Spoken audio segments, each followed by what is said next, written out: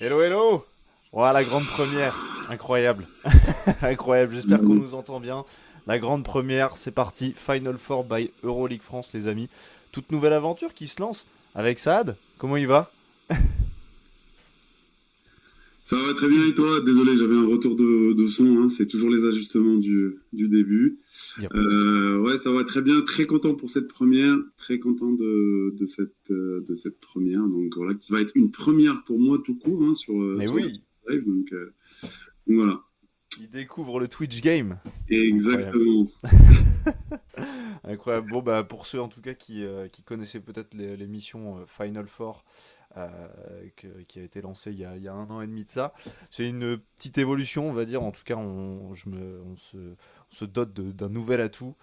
Qui est donc Euroleague France et notamment Saad du coup qui est un basketteur qui a joué, qui connaît bien aussi, qui connaît bien l'Euroleague et surtout qui est un passionné en fait comme nous tous. Donc c'est un régal de pouvoir converser aussi, d'avoir un lien. Ça aussi, ça va être, je pense, un vrai ajout pour l'émission, pour qu'on puisse pouvoir se dialoguer ensemble et surtout débattre avec vous aussi dans le chat. N'hésitez surtout pas à balancer évidemment toutes vos takes les plus désastreuses. Je salue Snorky, je salue Raphaël Abrard également dans le chat, ça me régale. Toute la team Euroleague France, c'est un bonheur. Ouais, là, là, il voit. Hey, regarde, tous tes Et maillots là, tu vois ce que on, on- ça. on salue Raphaël parce qu'il connaît le maillot. Il sait d'où il vient. Il était là quand il a été pris ce maillot-là. Incroyable. Parce que du coup, pour expliquer, t'étais à Belgrade du coup jeudi C'est ça. dernier pour C'est ça. aller pour aller voir ce derby mythique du coup entre le Partizan et l'Étoile Rouge un peu. Et donc tu l'as acheté à ce moment-là, c'est ça? C'est ça, le derby éternel. Donc, on y était sur place ce week-end-là, ce vendredi, pour être précis. Et donc, ouais, ouais, je l'ai acheté à la boutique sur place. Et puis, bah, j'étais avec Raphaël. C'est pour ça que, voilà. Raphaël, qui est un Incroyable. journaliste de la team Euroleague France. Yes. Yes, carrément. Le futur de ce métier, c'est un régal. Bon, en tout cas, merci à tous ceux qui rejoignent. Je vois que ça grimpe tranquillou sur cette nouvelle chaîne Euroleague France. On va revenir forcément sur l'actualité de la semaine écoulée en Euroleague. Le round numéro 15, du coup, hein, qu'on va pouvoir évoquer notamment ce derby belgradois, ce derby éternel dont tu venais de parler, Saad. Le Mm, duel de pistoleros aussi entre Sylvain Francisco Nadirifi. C'était assez mm, n'importe quoi quand même, cette fin de match notamment. On aura mm. aussi la suite du grand feuilleton du moment entre la valse des coachs, signature récente notamment de Pablo Lasso du côté de l'OFS. On aura le temps d'en parler, je sais Sad que c'est un sujet que tu apprécies particulièrement et Yes, qui te tient à cœur de venir un peu yes. checker toute cette valse des coachs, mais pas que les coachs, on va aussi parler de tout ce qui se passe dans les directions sportives. Voilà, donc gros programme, évidemment émission à retrouver derrière en replay sur YouTube. On aura un œil aussi sur quand même cette double week hein, qui est en train de se jouer en ce moment même, ça, d'en regarder tout à l'heure. Bah ouais. Il y a un Dubaï Maccabi qui est en train de se jouer là, c'est terminé avec la Ouais. victoire du Maccabi. Ouais, le match vient d'être terminé. El Maccabi a gagné sur, on va dire, presque au buzzer. Bah, le Dubaï avait le shoot au buzzer pour gagner aussi, mais ils l'ont raté. Et le Maccabi a gagné sur une passe d'ess d'un certain Ife Ljungberg. Je dis Tiens ça, je dis bon, rien. Je dis ancien ça, des je dis rien. partisans J'ai vu notamment. quelques-uns qui galèrent, qui galèrent au poste meneur il y a pas longtemps. Donc voilà. Là, c'est un bonheur. Purée. Bonsoir mon petit Sam, ça c'est les fidèles de Final Four, c'est un régal. J'espère que ce nouveau plateau va plaire évidemment aux anciens de la chaîne Final Four ici sur Euroleague France. Zena également, ça c'est beau, que des anciens de la team Final Four, ça régale. Bienvenue à tous. Eh bien on va pouvoir y aller, hein. On va peut-être aussi déballer, je le disais, le programme. On va parler du derby belgradois, de Francisco, de Nadirifi notamment, les signatures de Pablo Lasso. On aura évidemment un œil sur les résultats, le classement, parce que ça bouge évidemment comme toujours. Aussi Mm. une performance sous les radars, comme toujours. Vous savez que notamment dans l'émission Final Four, c'était la petite partie un peu préférée. On va dénicher un peu des joueurs. Là, ce sera deux joueurs qui font beaucoup de bien, un peu Factor X de leur team. Et on s'attardera aussi sur un petit 5 majeur.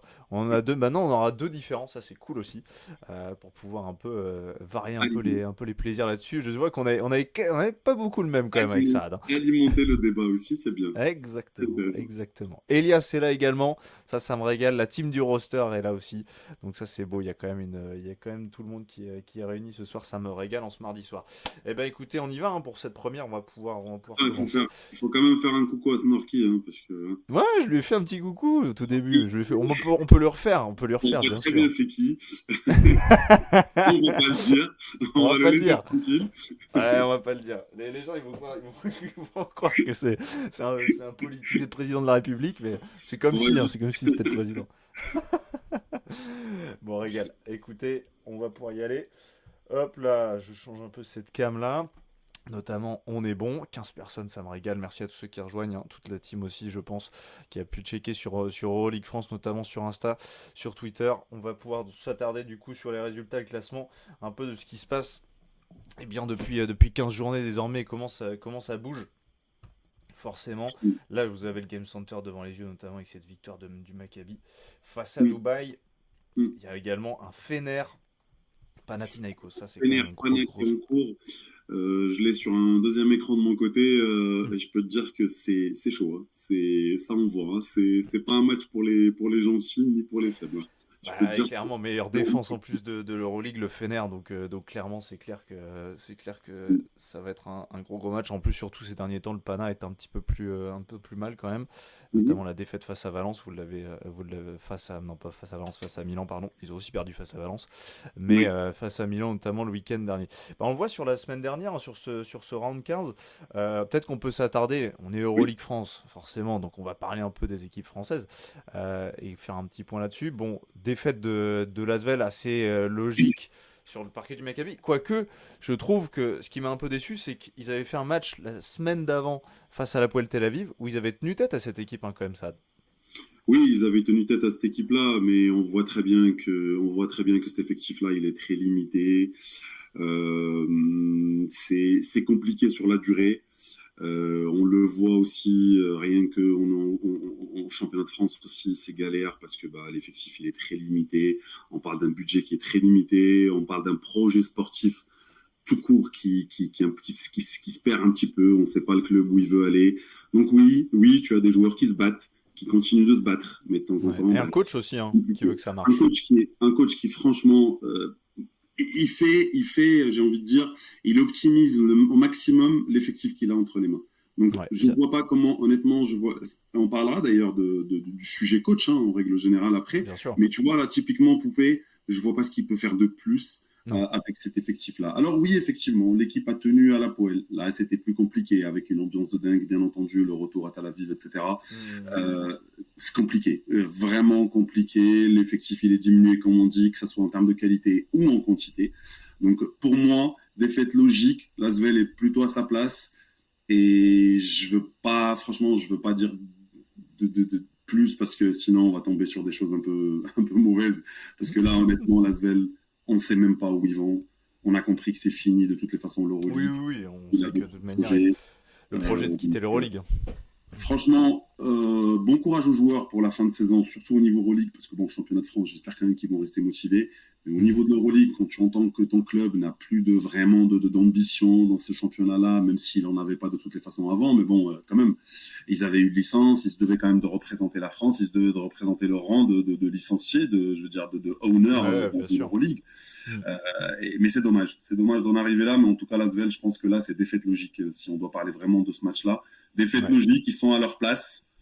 ouais, Rien à, dernier. rien à dire de plus, je pense. Ouais, exactement, lanterne rouge de cette Euroleague. Ils ont pris la foudre, notamment Lonnie Walker, auteur de 29 points, 9 rebonds sur un de ses meilleurs matchs, avec le maillot du Maccabi. Derrière, Il y a peut-être, Monaco, comment tu dis? excuse-moi, Simon, il y a peut-être un truc à dire sur l'Asvel, c'est quand même, franchement, dommage que Nando De Colo termine sur une. J'espère, Waouh, je il est sais trop pas si ça fort. va se terminer ou pas. Je dis des mots comme ça, termine, j'en sais rien, je suis pas dans sa tête, je le connais pas.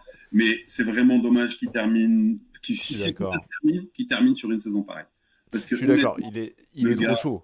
Il est trop chaud en Franchement, le plus. gars, il mérite encore sa place dans un roster qui peut jouer quelque chose à minima les playoffs, top 6, top 8, j'en sais rien, play-in, mais pas dans un roster comme ça enfin, je veux dire, voilà, fin Ouais, du ouais. classement, quoi. Non, non, ce qui est con, c'est qu'il a vraiment. Là, il est sur un niveau. Il est Franchement, tu sens stratosphérique. que, Alors, franchement, il a 38 balais quand même, c'est un truc de fou. t'as l'impression qu'il est arrivé à une certaine maîtrise du basket. C'est devenu abusé, en fait. T'as Ouais. l'impression qu'il voit encore les choses encore plus tôt que les autres. Il arrive à anticiper les choses encore plus que les Mm. autres et encore plus qu'avant. C'est ça ce qui est impressionnant, c'est que t'as l'impression avec l'âge, Malgré le déclin physique logique, tu vois. C'est ça on qui est fou. pensait qu'il était sur le déclin physiquement, mais là Mm. je le retrouve franchement, même en termes physiques, je le retrouve dans une belle forme. Franchement, dans une belle forme. En tout cas, bravo à Mm. lui et j'espère qu'il va continuer, qu'il va pas arrêter en fin de saison. S'il nous écoute. Ouais, on sait qu'il avait semi-annoncé que ça sentait la fin quand même, tu vois. Ouais, ouais, je sais, ça fait Ouais, mal. malheureusement, ça fait. Mais moi, je suis d'accord avec toi, ça fait chier. Après, je pense qu'il est chez lui, la famille est là, il a 2 filles en plus, je crois. Donc, je pense qu'il y a cette stabilité familiale qu'il a envie de garder, de ce qui est assez logique. Tout à fait. Donc, ça, c'est sûr que pour Nando, nous, c'est vrai qu'en tant que fan de basket, moi, j'aurais aimé le voir dans un projet un peu plus ambitieux pour aller venir gratter un peu nous faire rêver au Final Four, ce genre de choses. Mais ouais, je suis d'accord avec toi, c'est une fin un peu tristoun quand même pour Nando, si jamais ça s'avère être la fin. On peut parler de Monaco aussi rapidement, bon, qui a subi là, une remontada assez terrible quand même face au Fener. Ils étaient à plus Déception. 17 les Monégasques à 2,43 de la fin du troisième quart. Ils se sont fait bien remonter tranquillement face à la meilleure défense de ce championnat, le Fener. Ouais. Notamment les 15 points de Talen Horton-Tucker dans le dernier quart-temps. Ça a porté l'équipe avec notamment un gros Wade Baldwin.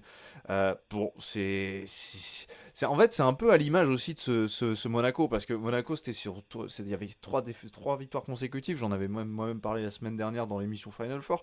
C'est, il y a toujours ce truc avec Monaco, et de manière avec l'Euroleague en général, avec ces retournements de situation-là, et face Mm, à une équipe comme ça, et face à un coach comme Jasikevicius capable de s'adapter sans mm, cesse, mm. c'est assez logique aussi. Ouais, ouais, c'est assez, enfin, assez logique, oui et non. C'est-à-dire que, oui, ok, en face, c'est le Fener, en face, c'est lui. Comme coach, bien entendu, c'est pas évident. Maintenant, quand tu tiens le match et que t'es à quoi, t'es à plus 17, je Ouais, crois, plus 17 à sur les 2,43 de la dernières fin. minutes du troisième quart-temps, Ouais. pour moi, ça reste une faute grave que tu lâches le match de ce niveau-là, que tu lâches ce match-là au quatrième quart-temps. Ouais, je suis chaud. C'est-à-dire que, aussi bon qu'il soit le Fener, aussi bon qu'il soit Saras, je suis désolé, mais tu dois maîtriser ton game. On va parler aussi du derby de Belgrade après, mais il arrive à peu près la même chose, hein. On était aussi à Hmm. moins 7. Ouais, Euh, moins 16 pour l'étoile rouge, donc, ouais. je trouve franchement grosse déception de cette équipe de Monaco qui, du coup, dans le quatrième carton, ou même à partir de la fin du troisième carton, bah, on a commencé à revoir un petit peu comment dire, les faiblesses qu'on avait identifiées la saison dernière, Hmm. où d'un coup, ça arrête de jouer ensemble. D'un coup, ça commence à rentrer dans beaucoup de jeux individualistes. D'un coup, bah, même défensivement, il y a moins d'efforts. Peut-être il y a un relâchement mental, je ne sais pas. Mais en tout cas, oui, ces faiblesses-là, on les avait vues l'année dernière. Ils avaient Ouais. réussi à les gommer sur la fin, vraiment plus sur le Final Four, plus sur les Hmm. playoffs slash Final Four. Parce que Ouais. même sur la fin de saison régulière, moi je me rappelle de ces faiblesses-là, notamment un match au Maccabi qui m'avait marqué. Carrément, fin de Mais saison, ouais. tout à fait. Mais c'est dommage, c'est dommage. Alors après, si on doit parler du Fener, effectivement, là on parle de la machine Saras, à mon avis, elle est lancée là. Hmm. Honnêtement, je pense 6 que victoires Saras, consécutives, hein. voilà, je pense que Saras est en train maintenant voilà. C'est un coach qui se base énormément sur le jeu collectif. Forcément, sans préparation en début de saison, c'est compliqué de construire quelque chose quand tu changes quand même beaucoup de pièces maîtresses. Alors, je dis pas qu'il a changé l'effectif comme d'autres équipes, mais Ouais. il a changé beaucoup de Ouais. pièces Tu maîtresses perds dans l'équipe. Goodrich, tu perds Ace Davis notamment, qui étaient deux de tes leaders lors du dernier Final Ah Four, quoi. bah oui, ah bah oui, tu parles quand même de deux gros morceaux de la team, quoi. Hmm. Donc forcément, il y a, comment il s'appelle, THT, là, qui Ouais. arrive. Talon Horton Tucker, ouais. Voilà, obligé un peu de l'intégrer dans le truc. Il y a des nouveaux, là, comme Boston Junior, qui n'a pas encore tout montré. Non, non. Il y a Baldwin, qui n'était pas vraiment parmi les plus gros morceaux de la saison dernière. Donc là, Hmm. il va falloir Il était il blessé, hein. fallait le remettre. au fond je veux dire, dans le cœur du projet, dans le cœur du game, et ben forcément, il n'y a pas de pré-saison. Rappelle-toi, on enchaîne Euro, derrière l'Euroleague démarre. Donc, Ouais, il n'y a pas le temps. Il n'y a pas le temps. Et moi, je me rappelle d'une phrase de Saras qui disait que bah, toujours les premiers matchs au début, c'est limite jusqu'à mois de décembre, tu es dans la pré-saison. Bah, je pense qu'on y est là. On est sur la fin et je pense qu'on va commencer à voir le potentiel de cette équipe-là. complètement. On parlera de Paris dans quelques instants. Pour rester sur les Français, ce sera juste après dans le French Corner. On parlera de ce Paris notamment. On fera le focus sur Sylvain Francisco, Nadir Ifi, ce duel de fou. C'était encore un duel d'attaque assez dingue. Et Paris a encore encaissé plus de 100 points. Donc clairement, avec ça, ils ne pourront pas gagner cette saison s'ils encaissent à chaque fois plus de 100 pions. Si on parlera juste après de ça. Si on parle peut-être d'un résultat, moi que j'adore. Moi j'adore cette équipe. C'est l'équipe chouchou, c'est Valence. Ouais, Qui est deuxième. C'est ouais. incroyable. Et tu me soufflais que c'était toi, ta belle surprise de la saison pour l'instant. Ah, pour moi, c'est la belle surprise de la saison. Alors, j'avoue, en parlant avec des copains un peu en début de saison, étant un grand suiveur du championnat espagnol, Hmm. je m'attendais à ce que ce Valence-là fasse une belle saison. Maintenant, à ce niveau-là, non. On va pas se mentir. Je m'attendais pas du tout de les voir à ce niveau-là parce que là, on est en train de parler d'un prétendant Final Four, tout simplement. Hmm. Je veux dire, et on n'est pas sur quelque chose comme l'année dernière à la Paris où on sentait un peu que c'était juste peut-être passager ou que ça va s'essouffler. Là, j'ai le Hmm. sentiment qu'il y a quelque chose de stable, quelque chose qui est Hmm. vraiment en place sérieux avec un J'allais te coach. demander justement si ça te faisait pas penser à Paris en fait dans l'idée quand même, parce que l'équipe elle est effectivement, je trouve, offensivement elle est séduisante, elle est collective, mais c'est surtout défensivement qu'elle monte tellement un ton différent par exemple de ce qu'on a pu voir de Paris et qui je trouve est vraiment impressionnant sur cette équipe là. C'est pas un rouleau compresseur mais il maîtrise bien quoi. En fait, oui, en fait, je suis un peu d'accord avec les gens qui disent c'est un peu à la parisienne, Hmm. mais pour moi, c'est pas le jeu faux follet un peu de Paris des dernières Non. saisons ou même de cette saison-là. C'est là où je dis c'est un peu différent de la parisienne, c'est-à-dire Paris, on sentait quand même ce jeu faux follet qu'à un moment donné, ça allait s'éteindre.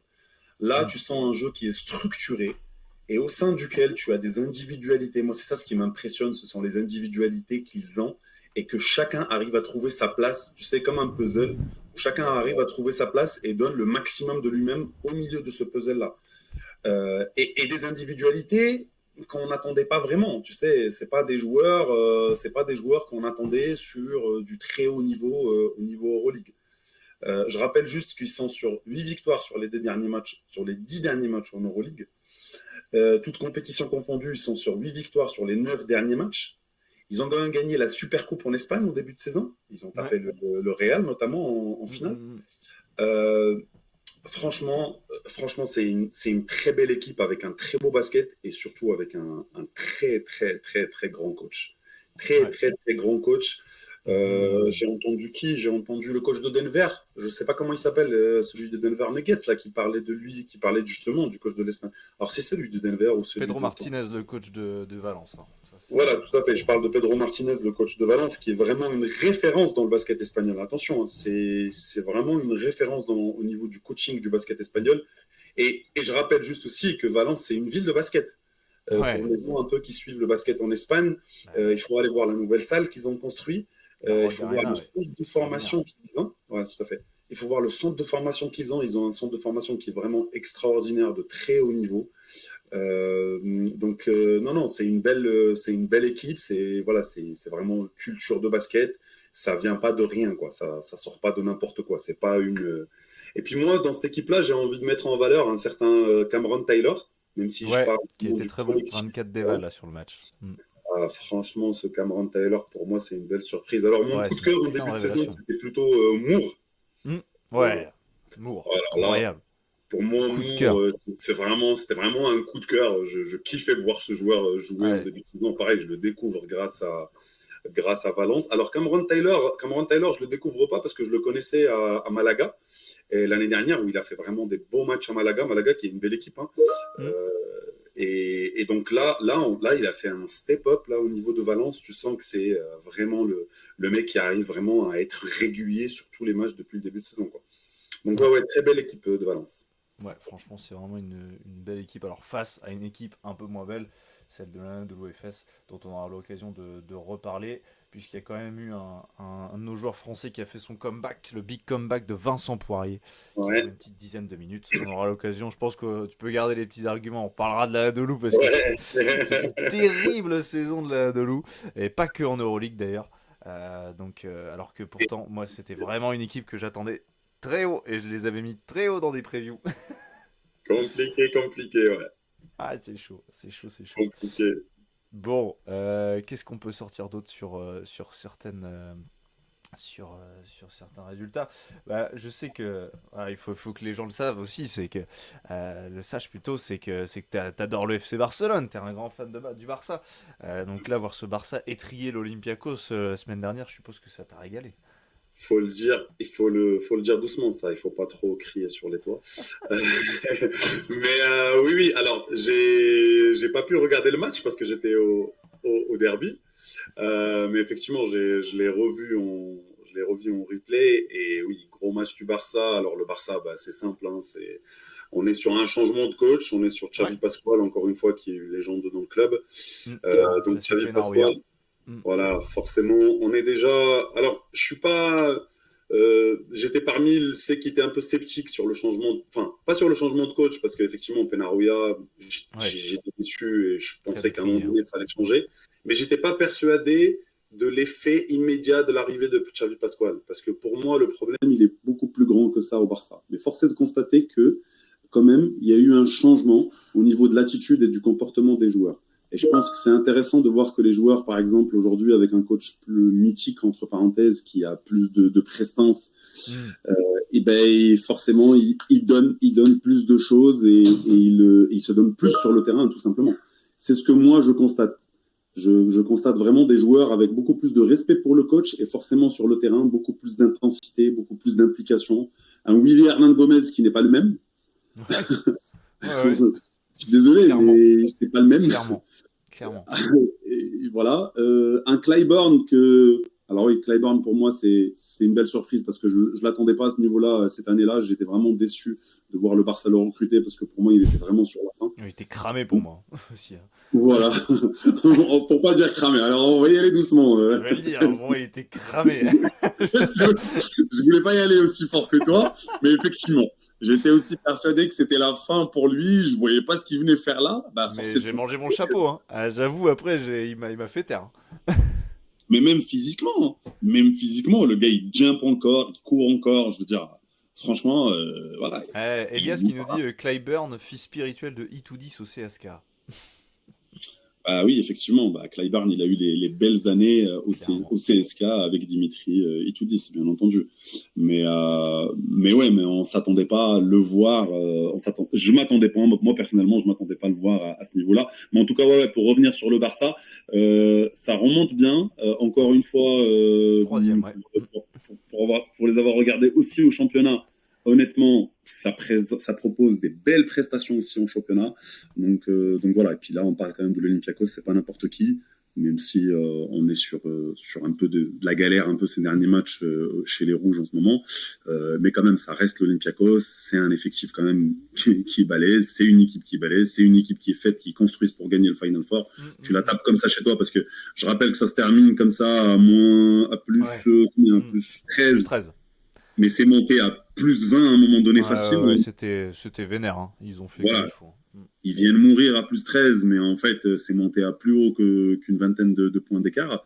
Donc, ouais, non, non, bravo au Barça pour l'instant qui remonte la pente et qui sont d'ailleurs très bien classés. Hein. On les attendait pas Ouais, à ce ouais. niveau. Hein. On le voit, regarde, là, je viens de mettre En le petit deuxième. Hein. classement pour les gens. Troisième, juste derrière Valence, du coup, dans ce classement, avec l'Hapoel Tel Aviv qui continue à se détacher.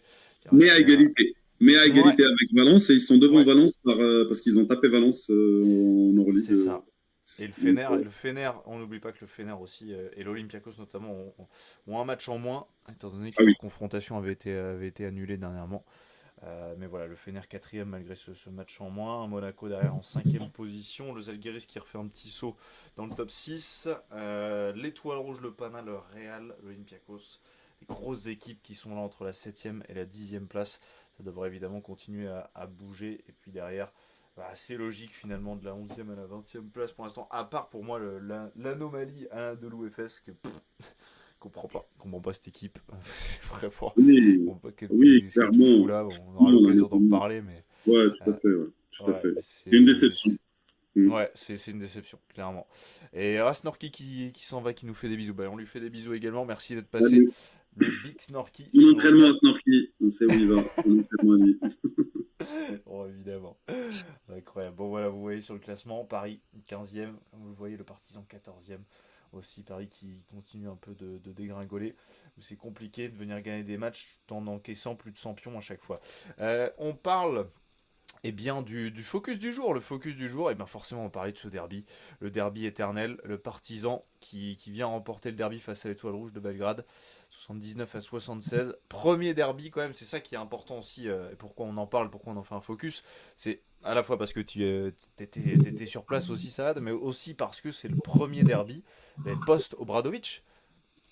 Oui, tout à fait. C'est le premier derby post-Obradovic, donc tout le monde était un peu inquiet de l'ambiance qu'il allait avoir, parce Mhm. qu'on se rappelle que le premier match post-Obradovic, c'était Face une au Bayern. ambiance historique. C'était une ambiance historique, il faut le dire, parce Ouais. que c'est quelque chose qui était inédite à ce niveau-là. Donc je rappelle juste que les supporters ont carrément hué les joueurs pendant presque tout le match et presque tous les joueurs. Il y en a un ou deux qui ont réussi à s'échapper des huées Ouais. et donc, et donc les gens étaient un peu inquiets. Mais finalement, non, finalement, il n'y a pas eu du tout de tout ça. Au contraire. Au contraire, il y a eu une super belle ambiance, comme d'habitude. Très grosse ambiance, que ça soit avant le match, pendant le match ou après le match, dans la salle, à l'extérieur de la salle. Quelque chose d'extraordinaire. Donc ouais, fidèle au truc. Moi, c'est mon troisième derby, donc ouais, Ouais, tu connais un peu. toujours la même ambiance, toujours la même folie. Vraiment, peut-être pour moi, c'est numéro un. Il y a pas de, je veux dire, il y a pas de débat.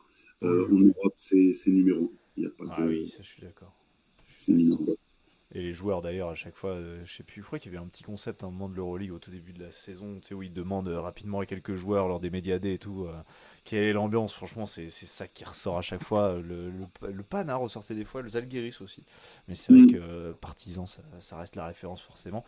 tout à fait. Si on peut orienter un peu le débat un peu sur le match, toi, qu'est-ce que tu as pensé tu me soufflais, même toi en étant sur place, que tu trouvais que le Partizan, les joueurs du Partizan pendant 30-35 minutes n'étaient pas du tout à la hauteur de ce que devait être un derby, de ce que devait être une prestation lors d'un derby face à l'Étoile Rouge. Euh, même moi en plus, quand je l'ai regardé sur mon écran, j'avais aussi cette impression-là. Donc c'est Mm. intéressant aussi que tu puisses nous raconter un peu toi ton ressenti sur place. Ouais, clairement, le ressenti qu'on avait en tout cas quand on était dans l'arena à l'intérieur, c'est qu'on vraiment surtout le début du match. Alors le Mm. début du match, je dirais même les deux équipes.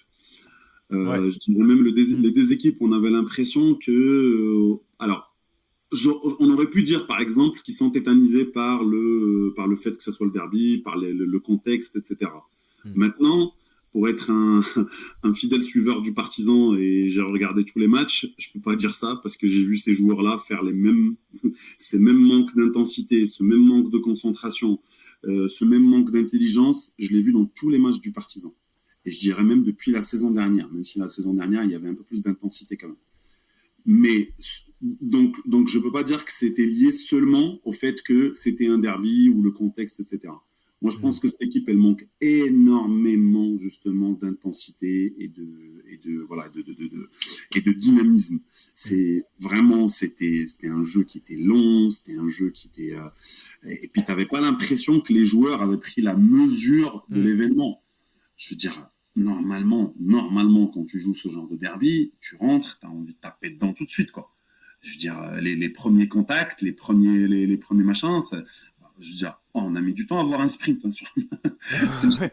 Non mais juste un ça qui est... sprint. En fait c'est marrant ce que tu dis parce que je trouve qu'il y a un truc qui est assez frappant, c'est que je voyais une interview en plus de Dwayne Washington là tout récemment. Et justement il parlait de l'ambiance, il disait ouais ça donne envie de se défoncer etc. Et ça vient complètement contrecarrer ce qu'on a vu, soit ce que tu as vu en plus en direct. Je trouve ça c'est assez fou. Et même ce qui caractérise cette équipe-là, c'est marrant parce que, bon, évidemment, ce départ d'Obradovic, je pense, chez les joueurs a été assez mal vécu. Quoique, en fait, il y en a qui apparemment lui manquaient de respect. Donc, c'est assez bizarre. En fait, cette équipe, elle est mal construite déjà à la base. Ça, Donc en réalité, en plus, quand arrives sur ce genre de derby-là, normalement, effectivement, comme tu dis, tu dois rentrer dedans. En plus, toi, ce que tu voyais aussi, c'est que bah, il manquait aussi de lucidité, d'intelligence de jeu. ouais, clairement, il y a un manque d'intelligence de jeu. Moi, je me rappelle de plusieurs phases.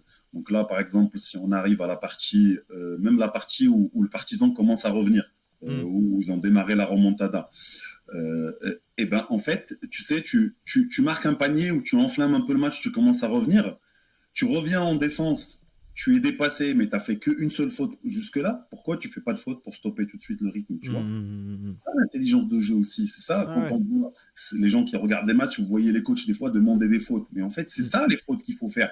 C'est tu stoppes la dynamique en fait. Je préfère, si je me fais passer, ben, je fais faute, au moins j'évite qu'il y ait un panier marqué. Parce que le fait que tu continues d'échanger avec eux des paniers, ben, ça coupe aussi ta dynamique à toi. Bien sûr, ouais. Et cette intelligence-là, en fait, j'ai l'impression que les joueurs du Partizan, soit ils l'ont pas, soit ils manquent de lucidité tout simplement, du coup Hmm. ils font pas. Sur des éléments un peu plus techniques, tactiques plutôt. Hmm. L'Étoile Rouge joue quasiment exclusivement sur du switch, sur du pick and Ouais. roll. Hmm. Et Mister Calates et Mister Shake Milton, ils ont passé leur temps, et surtout Shake Milton, parce qu'à la limite, Calates, je peux comprendre. Mais Bah, Shake bah, Milton, ouais. il a passé son temps à vouloir donner la balle à l'intérieur au lieu de driver Monteunas notamment. Quand tu Ah, as un c'est dingue ça. Monteunas sur toi qui vient au large, qui est incapable de se déplacer latéralement, mais putain, mais attaque-le! Attaque-le tous les jours! C'est clair, putain. C'est clair. Sors-le! Bah, Ah, lancer, c'était je sais pas. Non, non, mais je suis d'accord avec toi, c'était archi frustrant. Moi, Shake Milton, de toute manière, depuis qu'il est arrivé cet été, c'est une première expérience européenne pour lui, mais enfin, il est Une hyper déception. décevant. Il est hyper C'est une décevant. déception. Et c'est sur ces aspects-là où tu sens qu'il n'a pas encore la mesure de l'Euroleague. Alors, il la prendra, je pense, mais il y a vraiment, je suis d'accord avec toi, en fait, cette équipe, elle manque de tranchant. C'est un joueur, pour parler de Shake Milton en particulier, c'est un Hmm. joueur qui a énormément de potentiel. Moi, je suis persuadé qu'il a Ah un oui, oui, potentiel c'est sûr. pour être Hmm. un bon joueur en Euroleague, mais le problème, c'est qu'il ne le montre pas. Et des fois, il nous montre même. Moi, je me rappelle d'un match contre Lasvel, honnêtement.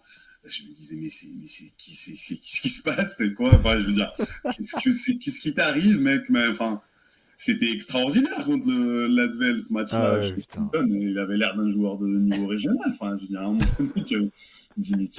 Et donc oui, pour revenir aux partisans lui-même et dans la construction de l'effectif versus Obradovic, etc., on ne Ah. connaîtra jamais la réalité, on ne connaîtra jamais la vérité, comment ça s'est passé exactement. Maintenant, chacun défend ses arguments. Moi, en étant un très grand fan du plus grand de tous les coachs, pour moi, qui est Obradovic, j'ai du mal à imaginer qu'il a la responsabilité à 100% de ce qui s'est passé. Non, Parce bah que tu non. ne peux pas me dire qu'un aussi grand coach arrive à déconstruire et à construire un effectif aussi mal équilibré. Mais c'est juste que là, on y reviendra après, mais Mm. plutôt dans la valse des coachs. Mais enfin, Mm. il y avait aussi le fait que on lui a filé un effectif, notamment Savic, l'ancien directeur sportif, qui depuis était viré. Mm. On lui a donné un effectif, on a construit un effectif qui ne lui allait pas aussi. Oui, mais justement, c'est la question, c'est qui a construit cet effectif? Parce que, C'est ça. par exemple hier, je rappelle pour les suiveurs que hier, donc lundi, le président du Partizan, avec le nouveau directeur sportif, l'un des anciens joueurs de Bradovic 92 d'ailleurs, Ouais. ils ont tenu une conférence de presse et le président a encore une fois répété et défendu en fait son bilan, donc notamment financier et surtout au niveau sportif, en disant bah moi je m'incluais pas dans toutes les décisions sportives, c'est-à-dire que je faisais que ce qu'on me demandait du staff technique. Donc c'est la question, c'est à quel degré Obradovic était impliqué dans la construction de l'effectif du Partizan, tu vois. Parce que oui, il y a des coachs que eux, de toutes les façons, bah, ils n'ont pas de mot à dire. Je me rappelle, moi, de Penaroya au Barça, je suis pas sûr Bien qu'il a sûr. son mot à dire sur qui recruter quoi. Je pense que Juan Carlos, Johan c'est ce qu'il veut. Laporta, le big boss de tout, lui, pour le coup, il a une sacrée mainmise là-dessus, quoi.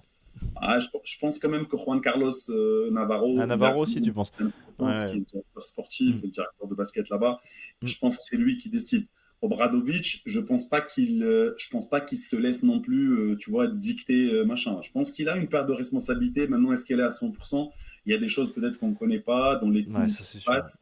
Mais le fait est que moi, cette victoire contre l'Étoile Rouge, j'en parlais à Raphaël d'ailleurs après le match, parce qu'on Mm. a passé une très belle soirée d'ailleurs après le match avec Raphaël. On était dans le quartier de Bogdan Bogdanovic où il a grandi. Ok, ok, Donc incroyable. voilà, moi j'ai des amis serbes là-bas sur place et on a passé une très belle soirée avec Raphaël dans ce quartier-là, dans un bar qui est supporter du Partizan. Et donc on en discutait et on disait que je suis désolé, mais cette victoire-là, ni celle-ci, ni celle du Bayern, ni les deux qui sont à la BA League, pour moi, ils ne représentent pas non plus, tu vois, une révolution post-Obradovic, tu vois. Je continue de voir les mêmes erreurs. Le Bayern, c'était un Bayern faiblard. Cette remontada contre l'Étoile Rouge, moi j'ai envie de dire que c'est plus l'Étoile qui a donné le match que le Partizan qui allait le chercher, Mhm. pour être tout à fait transparent. Donc voilà, parce que on peut aussi parler de ce derby-là à travers, parce que tout à l'heure on a dit immense déception de Monaco versus Fener, mais là Mhm. qu'est-ce qu'on peut dire de Zvezda qui sont rentrés dans un jeu mais individualiste, mais dans tous les sens. Il y a une action les gars, il y a une action. Si vous avez la possibilité de revoir le dernier tir du match, vous Ah allez ouais. rigoler. Vous allez rigoler les gars. Le dernier tir du match, c'est-à-dire que c'est qui? C'est mon ami Kalinic qui a la balle. Kalinic, ouais. Regardez, regardez Butler quand Kalinic il a le ballon. Butler se désintéresse complètement, tourne le dos au match et limite dit putain mais qu'est-ce qu'il fait lui? Pourquoi il prend la balle? Et qu'est-ce qui se Mm. passe? Kalinic il prend même pas le tir, il cherche Butler pour lui faire la passe, sauf que Butler en fait il avait déjà déconnecté, il était déjà dans la vestiaire, il Ah attrape ouais. la balle, il shoot n'importe comment. Ah non, Et, non, et, et pour moi ça ouais. parle énormément de l'état d'esprit de quelques joueurs à Zvezda qui sont Bah, je pense aussi, ouais, talent. notamment Jared Butler. Moi, je suis pas depuis son arrivée, je suis pas un grand fan. Moi, je trouve que l'équipe a perdu un peu. Depuis Ouais. qu'en tout cas, il était un petit peu blessé en plus. Depuis, je trouve, depuis son arrivée. Alors que c'est con parce que cette l'étoile rouge de Belgrade avait archi bien débuté. Ils étaient premiers pendant un petit moment quand même. Là, ils descendent à la 7ème place, 9 victoires, 6 défaites. En plus, ils avaient bénéficié de l'arrivée de Sasa Obradovic. Ça leur avait fait un bien fou. Mhm. Clairement, eux, ça les avait métamorphosés pour le coup. Mhm. Mais là, derrière, c'est vrai que cette équipe est en train de dégringoler un petit peu plus. J'ai mis une petite photo de Bogdan Bogdanovic, évidemment, pour les gens, pour ceux Oui, qui ne seraient pas le connaisseurs. Mais joueur. voilà, il a porté effectivement le maillot du Partizan, et tu l'as dit, Ah il a oui, grandi dans les quartiers de Belgrade. ah oui, Il a gagné l'Euroleague avec le Fenerbahçe aussi. Et c'est un joueur NBA reconnu quand même, hein, vraiment oui, bien sûr. joueur d'expérience en NBA. Du Et, côté des et, Clippers, et des c'est un, Hawks aussi. et c'est un joueur qui nous a fait kiffer quand il était au Partisan, Oh hein. ouais, ouais, Ceux qui ouais, ont ouais, la, ouais. ceux qui ont la possibilité d'aller checker un peu quelques vidéos de lui, C'était kiffant, gamin, ouais. Mm. au Partisan, c'était quand même quelque chose. C'était quand Ouais, même quelque c'est un chose. régal. Franchement, c'est un régal le joueur. Moi, c'est le genre de joueur que j'aime bien. En plus, en plus d'être un mec où tu te dis c'est juste un shooter assez fluide en tout cas niveau physiquement, etc. C'est un gars avec un état d'esprit Mm, de mm, malade, vraiment. mm, Ouais, j'aime beaucoup, j'aime beaucoup. Donc Bogdan Bogdanovic, voilà pour ceux qui ne l'auraient pas, mais l'image ici même. mm. Peut-être un dernier mot sur quand même un mec qui fait le taf malgré tout, c'est Marco Kokolic, tu vois, celui qui a remplacé Obradovic. Oui, Lui, dans son esprit, et d'ailleurs c'est ce qui était annoncé aussi par le club, c'est que ce qui était c'était convenu, c'est que lui occupe un poste voilà, d'intérimaire et que derrière, dès qu'il y a un nouvel entraîneur, il puisse faire la transition, mais qu'il ne reste pas. Là, pour le coup, il reste. Alors, est-ce que ça veut dire qu'il n'y a pas d'autres coachs sur le marché? Des gens veulent pas prendre la suite parce que c'est arrivé. Hein, Andrea Trinchieri, notamment, avait refusé le poste. Il y a pas mal de coachs, je pense, dont on ne sait pas, qui ont refusé des offres parce qu'on ne passe pas derrière Obradovic aussi facilement que ça. Donc à voir, mais en vrai, pour le moment, il fait le job en tout cas. Je sais pas si en fait finalement est-ce que cette équipe de partisans a besoin d'un nouveau coach. Ça, toi, t'en penses quoi? 4 matchs, 4 victoires. Je veux dire, les stats, elles parlent pour lui. Mhm. Même si, encore une fois, moi, c'est ce que Après, j'ai dit tu tout l'as à dit, l'heure. Voilà, ça ça veut tout et change rien pas. dire quoi. Voilà, ça veut tout et rien dire parce que pour moi, pour regarder le contenu des matchs, honnêtement, ça change pas grand-chose. Maintenant, faut savoir que donc, s'il y a des gens serbes qui nous entendent et qui suivent un peu le basket et le sport serbe en général, faut savoir que voilà, il y a beaucoup de choses qui rentrent en compte. On n'est pas là que dire, par exemple, le coach actuel du Partizan, il faut savoir que c'était l'ancien assistant de Obradovic Zvezda à Monaco, d'accord? Ouais, totalement. Obradovic, l'autre Obradovic, Sacha. Ouais, ça. Ouais.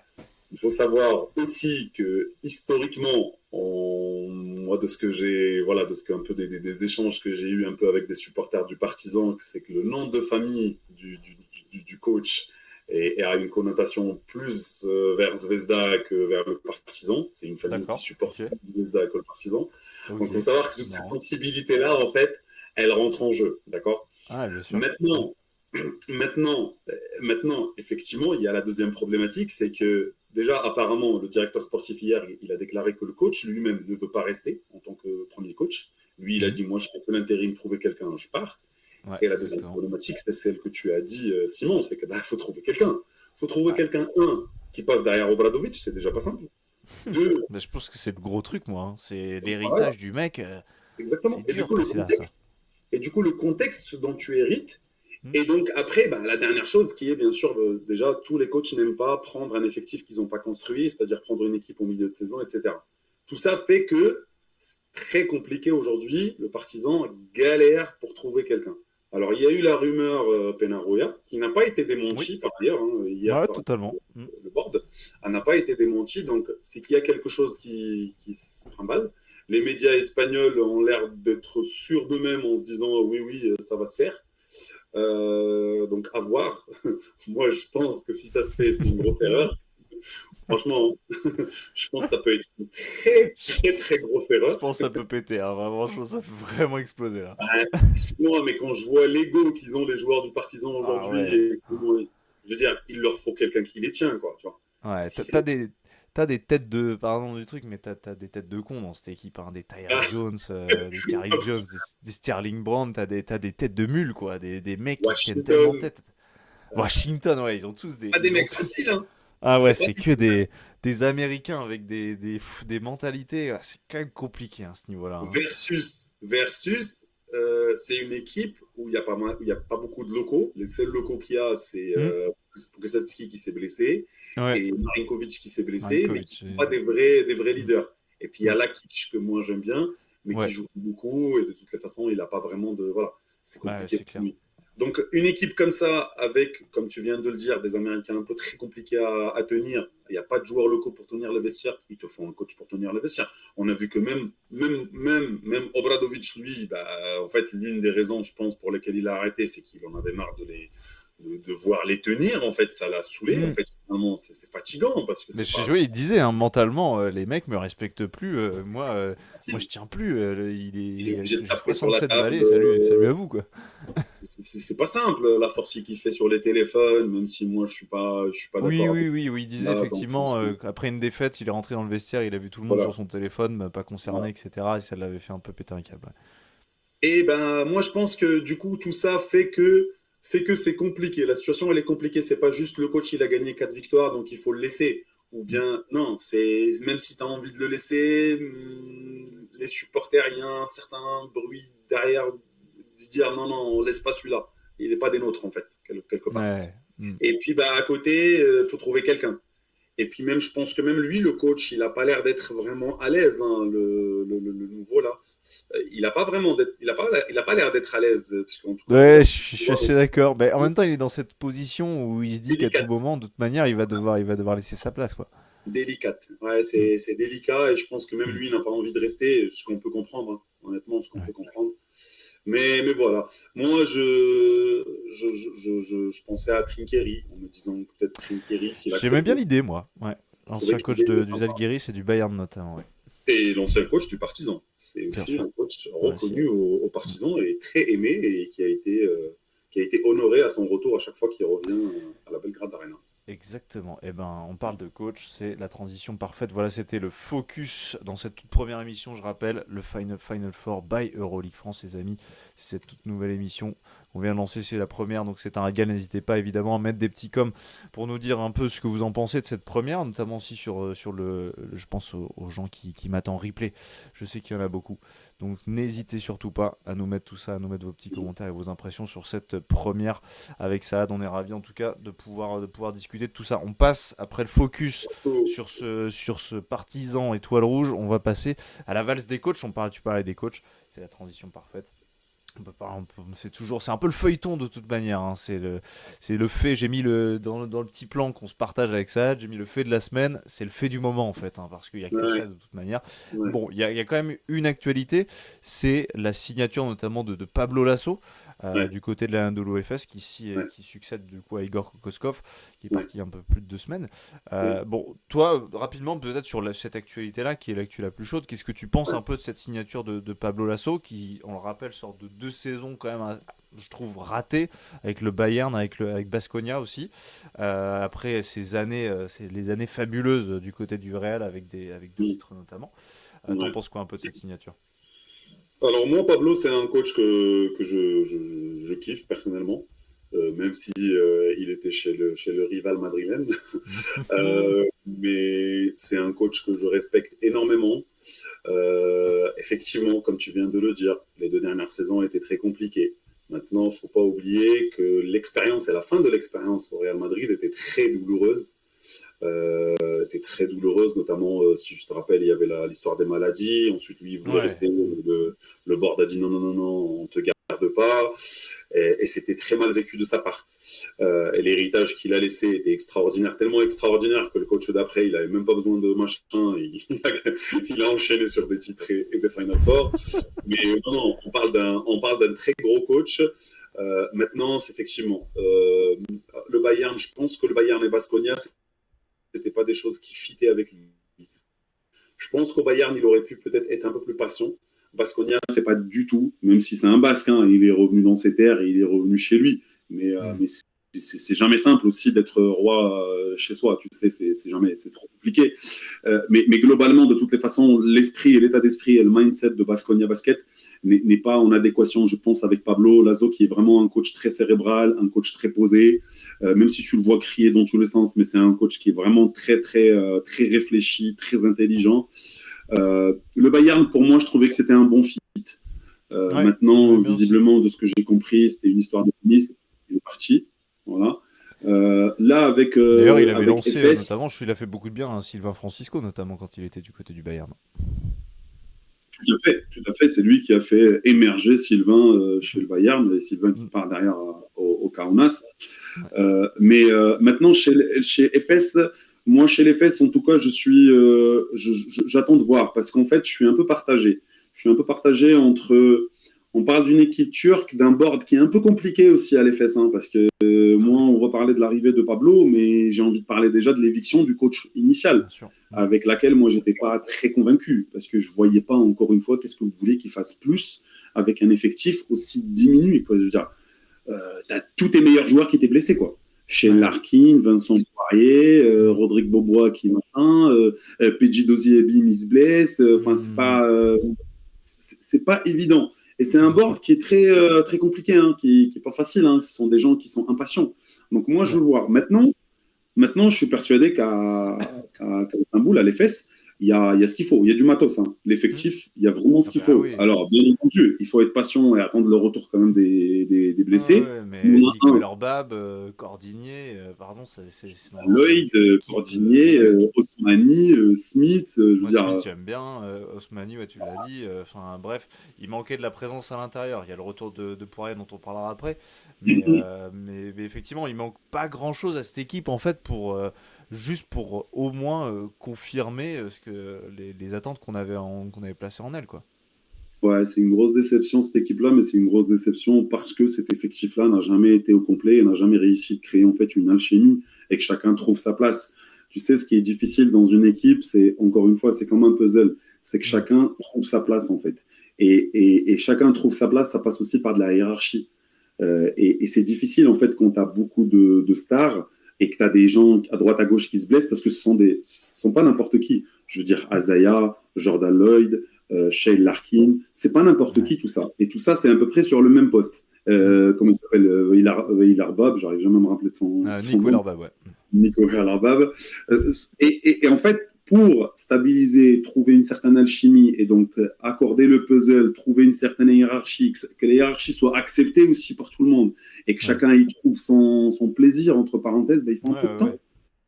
Et il faut un peu de temps. Et le temps, ça ne veut pas dire juste là, non, le temps avec des gens qui sont, je veux dire, en forme et là, et présents, et ils s'entraînent et ils jouent, tu vois. Et c'est là où tu construis quelque chose. Donc, Pablo, ça peut marcher, mais il va falloir être un peu patient. Ça ne va pas cliquer comme ça du jour au lendemain. Ouais, en tout cas, on a hâte de voir ce qu'il va donner. Il n'a pas encore revêtu le tablier. Ce sera, je crois que c'est demain que ça commence à jouer pour cette équipe de la de l'UFS. J'ai pas encore vu le calendrier. Un peu sur ils vont à Kaunas. Ça sera pas simple. C'est pas cadeau, ça. C'est pas cadeau du tout pour une première. C'est pas cadeau. Il aura fait quoi? Il aura fait un entraînement ou deux, une séance de shooting peut-être, mais c'est tout quoi. Elias qui nous dit dans le chat, Kokoskov un peu trop nerveux aussi. Ouais, je suis pas loin d'être d'accord avec ça. Je sais pas ce que t'en penses. Ouais.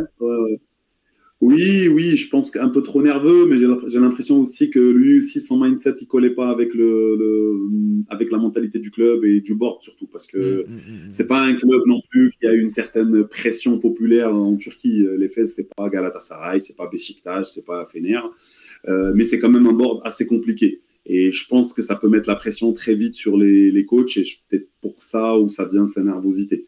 Pour quelqu'un qui n'a pas trop l'habitude, à mon avis, parce que c'est un coach quand même assez junior, enfin pas junior, il n'est pas jeune, mais en tout cas, il est assez rookie, entre parenthèses, dans l'Euroleague, dans le basket européen. Ouais, c'est clair. C'est clair. Donc lui, il a été beaucoup adjoint NBA, notamment, Kokoskov. C'est ça. Ouais. Sa nervosité, elle était palpable, mais je pense qu'elle vient plus de ça, quoi, du fait qu'il avait peur de perdre son job, ou tu vois, des trucs comme ça. Donc, bon, si on en vient donc on verra demain. Ouais, mais c'est clair, cette bagarre face aux Žalgiris, à prendre chez eux, jamais simple quand même cette histoire pour eux. Mais en tout cas, si on peut peut-être généraliser un peu, je parlais de la valse des coachs, mais on a eu quand même 5 départs de coachs depuis le début de saison. C'est quand même assez énorme, je trouve. Il aurait fallu comparer à l'année dernière notamment. Je pense pas qu'il y avait 5 coachs qui avaient rendu le tablier au bout de 15 matchs quand même. Ça fait beaucoup. Est-ce que selon toi, c'est des cas tout le temps assez différents, hein, de toute manière, que ce soit Obradović au Partizan, que ce soit Penaroya, il y a Kokoskov, Messina également, qui pour lui part, mais il part pas vraiment, il reste dans le board, donc il y a des on va dire qu'il y a des cas assez différents.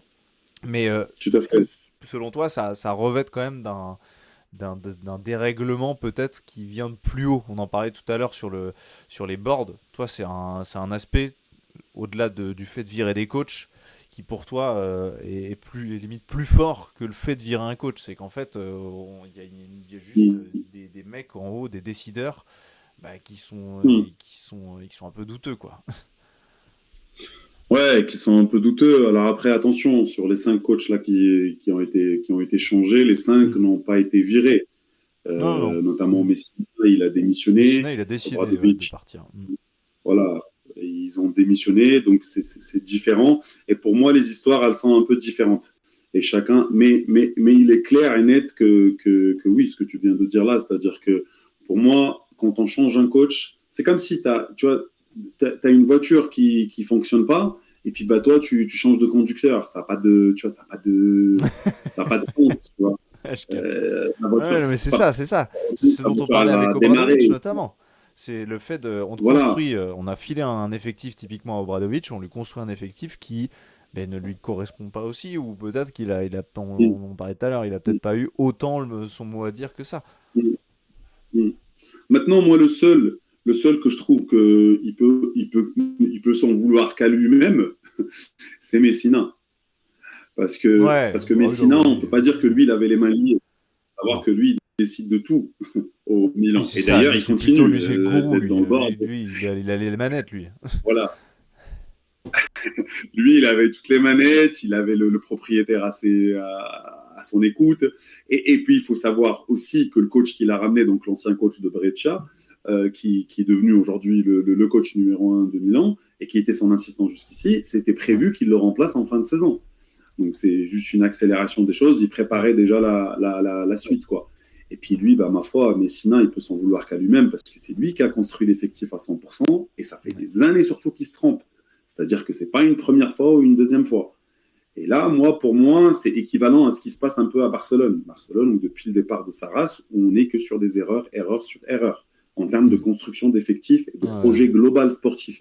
Même pas envie de parler du projet club en règle générale, en termes de formation, etc. Mais là, ce qui est étonnant, je trouve, c'est que cette saison, Messina, typiquement, je trouvais que Milan roulait plutôt pas mal. Je trouvais que l'effectif avait un peu plus de gueule que la saison passée. Les recrutements de Lorenzo Brown, notamment, c'était plutôt intéressant pour pouvoir le relancer. Marco Guduric, tout en gardant les bases, Zach Lidé, Shevon Shields, tu rajoutais Devin Booker, tu mettais un Bryant aussi là-dedans, un Brian Dunston. Donc, je trouvais que l'effectif avait avait une meilleure tronche et au final c'est à ce moment-là qui s'en va et tu vois après sous Giuseppe Poeta qui a pris la suite que finalement le matos est là, on peut faire un truc. Ouais, le matos est là, je veux dire finalement en fait c'est pas je vois ce que tu veux dire en fait, t'as complètement raison, c'est pas la saison la plus dégueulasse qu'a fait le Milan, tu vois. C'est rigolo de partir maintenant, tu vois. Ils étaient dans des pires situations les saisons précédentes et il a quand même pas démissionné. Effectivement, alors je sais pas, est-ce qu'il y a d'autres raisons personnelles à lui, je sais pas, mais en tout cas le fait est que pour moi cette équipe-là n'est pas à sa place, malgré le fait qu'on dise que oui ils sont pas dans une très mauvaise situation, mais pour moi en vue de l'effectif qu'ils ont construit, en vue de la masse salariale qu'ils ont, ils sont pas à leur place. Donc, mais bon, je pense que ça présage que du bon pour eux. Le coach actuel est un coach un coach jeune qui va apporter un nouveau souffle à l'effectif. Ils ont vraiment, comme tu viens de le dire, un effectif, vraiment un très bel effectif, notamment avec le retour maintenant de Zach Lidé, notamment avec le retour de, comment il s'appelle, l'intérieur, Josh Nebo. Guduric qui va de plus en plus être intégré dans le truc. Armani Brooks, un gros game la semaine dernière contre le Pana. Comment ? Le petit Queen Ellis aussi, le Britannique, là, moi que j'aime beaucoup ça. Oui, Queen Ellis qui est une belle surprise. Qui est une belle surprise pour moi aussi que je connaissais pas. Je connaissais pas avant, donc c'est un beau petit joueur. Donc Devin Booker, je veux dire c'est une belle équipe. Hein.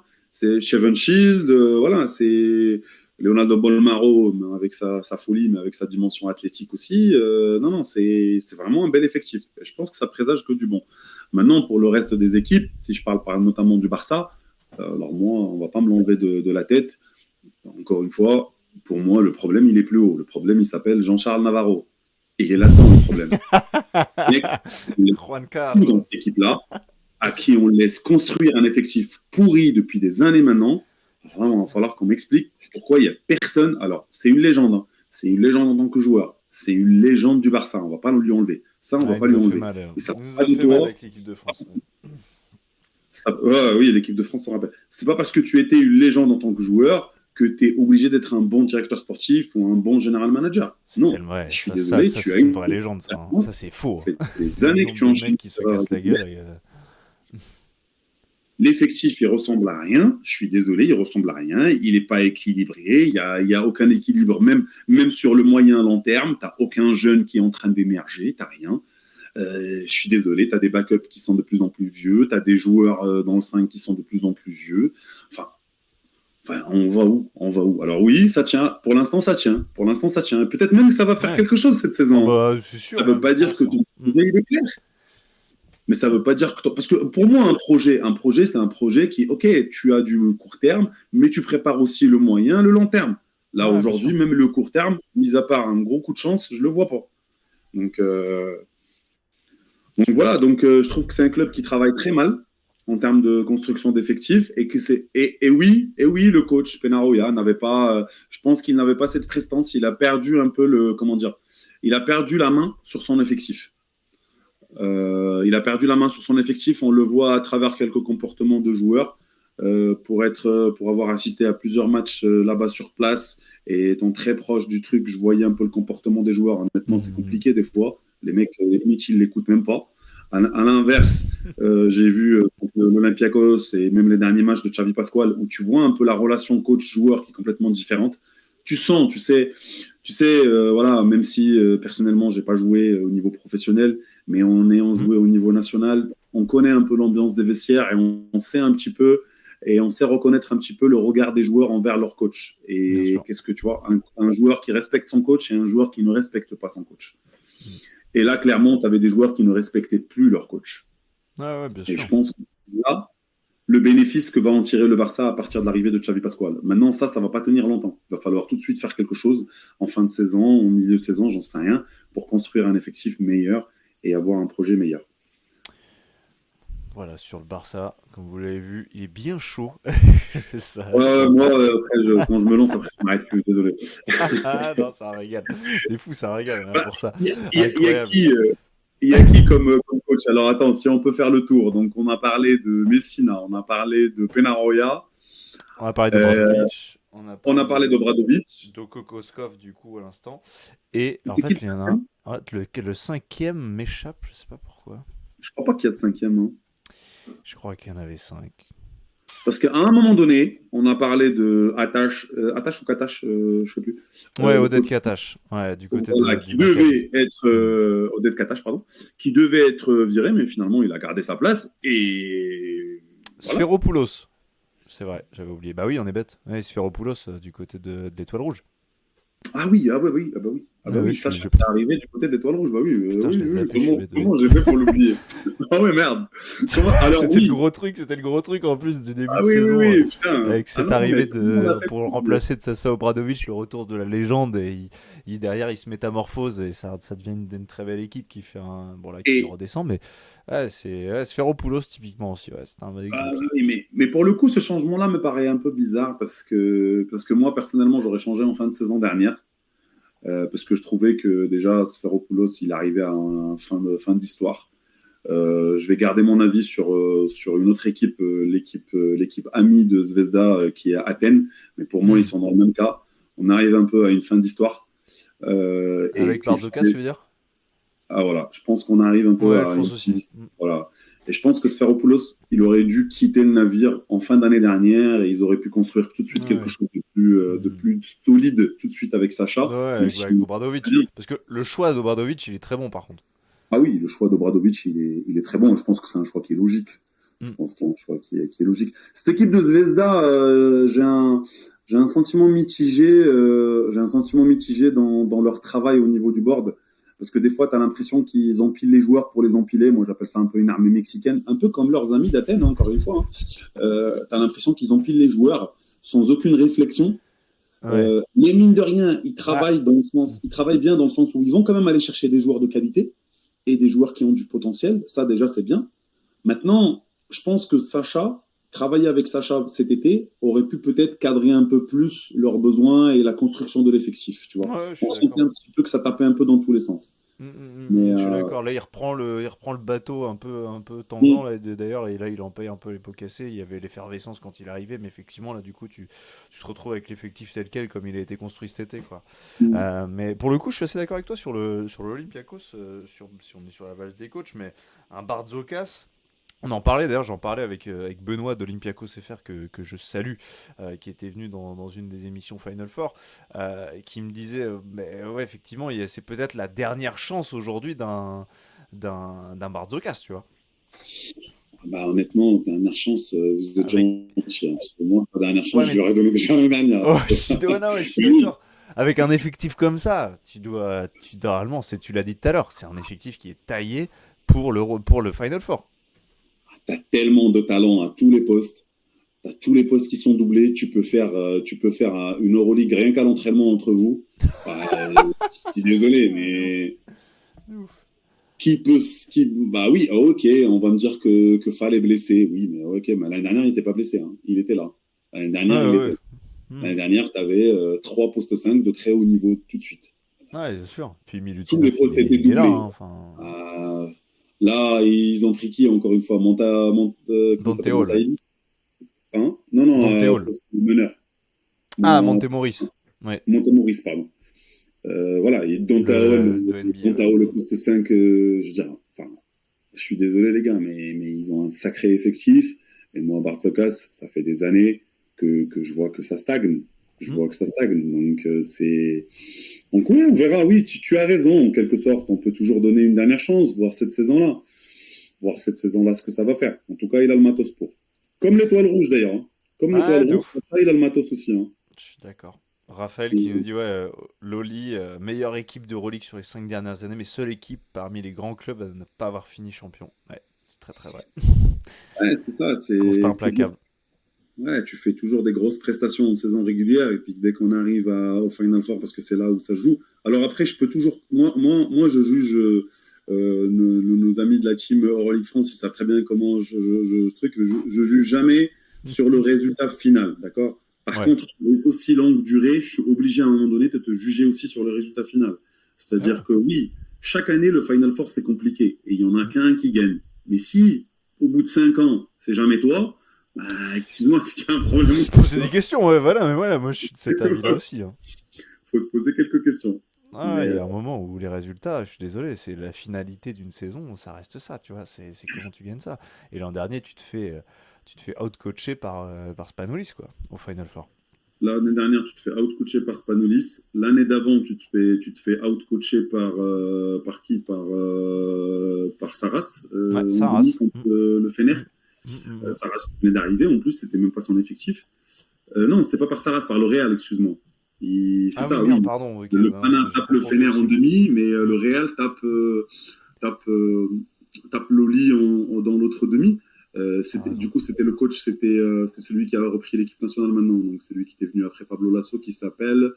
Je sais plus. Gordon Herbert, non, attends, merde. Non, Gordon Non, Herbert, je sais c'est quand je dis l'Arménien, non. ça. C'est celui qui a pris l'Espagne en ce moment. C'est qui? Ah, Scariolo. Scariolo. Non, pas Scariolo. Toi, tu parles de Scariolo, c'est celui qui avait l'Espagne cet été. Maintenant, le nouveau qui a repris l'Espagne, parce que Scariolo n'a plus l'Espagne. Ah, mais Euh, non, oui, mais je suis con, ils ont échangé même. Bah Bah oui, non, le nouveau du Real, c'est. Ouh là là, j'arrive hop, jamais à me rappeler. pourquoi ça m'échappe comme ça aussi. Voilà, on On va est le gaze. trouver. On est gaze, je l'ai pu, putain. On va le trouver, on va le trouver. Ah Tchous Matteo. Tous Matteo. Putain, J'avais au les bout cons. des lèvres. Tous Matteo. Putain, Voilà, donc. je me frappe quand j'oublie des trucs comme ça. Alors oui, le Real, c'était une belle équipe, mais quand même, moi j'étais là, en plus, c'est Final Four qui était à Berlin. Ah, je suis désolé, il n'y a aucune réaction.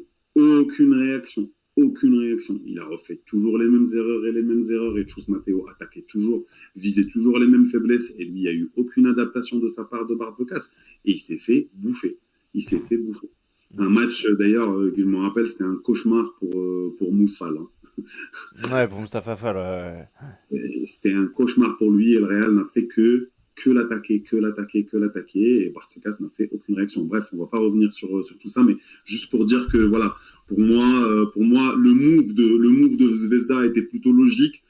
Je l'aurais fait un peu plus tôt. Je l'aurais fait en fin de saison dernière, quand ils ont raté l'ABA, ils ne même pas allés en finale d'ailleurs l'année dernière, Ouais, le avant championnat. l'Adriatique. Ils sont même pas allés en finale. Et donc voilà, à partir de là, j'aurais arrêté l'histoire. Quoi. Pour voilà ce gros point sur la valse des coachs, un régal, forcément, oui, c'est la semaine, on aura le temps d'en reparler dans d'autres émissions parce que c'est comme je l'ai dit, c'est le fait du moment, c'est le fait de toute une saison et quand t'as 5 coachs qui sautent, bon ils sautent pas tous, hein, encore une fois on l'a dit, il y en a qui démissionnent de leur propre chef, mais ça veut dire quelque chose quand même. Eh bien on enchaîne, on va pouvoir parler du French Corner, allez, petit French Corner assez spécial puisqu'on va parler... On va parler de 3 joueurs, mais on va parler d'un duel d'abord. Ce duel qui était assez marrant quand même. Enfin, c'était c'était spectaculaire, mais c'est drôle en fait. Enfin, plus que du beau basket, c'était drôle. Ce duel entre Sylvain Francisco, donc du Zalgiris, qui était en visite du côté d'Adidas Arena pour affronter le Paris Basket. Retour à la maison de Sylvain Francisco, qui lui est parisien et qui même était des premières heures du Paris Basket. Gros match entre les deux, c'était le duel, c'était le mano à mano, vraiment entre les deux. 26 pions pour Francisco, 27 pour Nadir. C'était marrant parce que, en fait, pourquoi j'ai voulu ressortir ce duel-là? Parce que, au-delà évidemment du fait que c'était n'importe quoi et un peu marrant de les voir avoir les possessions, ils étaient en solo run, ils faisaient que de l'ISO, c'était n'importe quoi. D'ailleurs, ils perdent des ballons à la fin, c'est n'importe quoi. Je trouve que, tu vas me dire ce que tu en penses un peu, mais enfin, c'est vraiment, enfin là, ce genre de match-là, quand ils s'affrontent comme ça, ça symbolise tellement les deux joueurs que sont Nadir et Sylvain, qui sont des joueurs tellement à part, je trouve, dans le basket français. Tu vois, eux, ils sont internationaux aujourd'hui en plus. Sylvain, il fait un bel Euro cet été. Enfin, c'est tellement des joueurs à part que je trouve intéressant, tu vois, d'arriver à les ressortir. Et aujourd'hui, Nadir est meilleur marqueur de l'Euroleague, Sylvain, il est meilleur passeur, et il est tout là-haut à l'évaluation aussi, tu vois. Ces deux-là sont dans une ère assez spéciale de leur carrière, et quand tu les vois performer à ce niveau, je trouve ça assez dingue quand même. Ouais, je pense que Sylvain est un peu en avance quand même sur Oui, aujourd'hui. largement. Et après, c'est aussi, ça fait aussi du fait qu'il est dans une équipe qui fonctionne mieux que Ouais. Nadir, malheureusement pour Nadir à Paris. Et ce qui était marrant, c'est que j'étais en train de regarder leurs stats, parce que moi j'ai regardé que le quatrième carton, du coup j'ai pas regardé tout le match. J'ai regardé que le quatrième carton, et donc notamment la fameuse dernière action de Nadir qui perd la balle. Ouais. Et en fait, j'ai revu leurs stats, et tu regarderas un peu les stats, on est sur des choses extrêmement similaires. C'était abusé. Il y a deux différences. La première, c'est le temps de jeu, mais ça, c'est la spécificité parisienne, bien entendu. Bien sûr, ouais. Donc, Nadir a joué 26 minutes, alors quasiment. que Sylvain a joué 32. Et la deuxième différence, c'était au niveau des pertes de balles. Nadir, il est seulement à 3 pertes de balles, quand Sylvain, il est à 7 pertes de balles. 7, ouais. Tout le reste, on est sur presque le même nombre de rebonds, presque le même nombre de passes. Enfin, si, le même nombre de passes, 5 passes.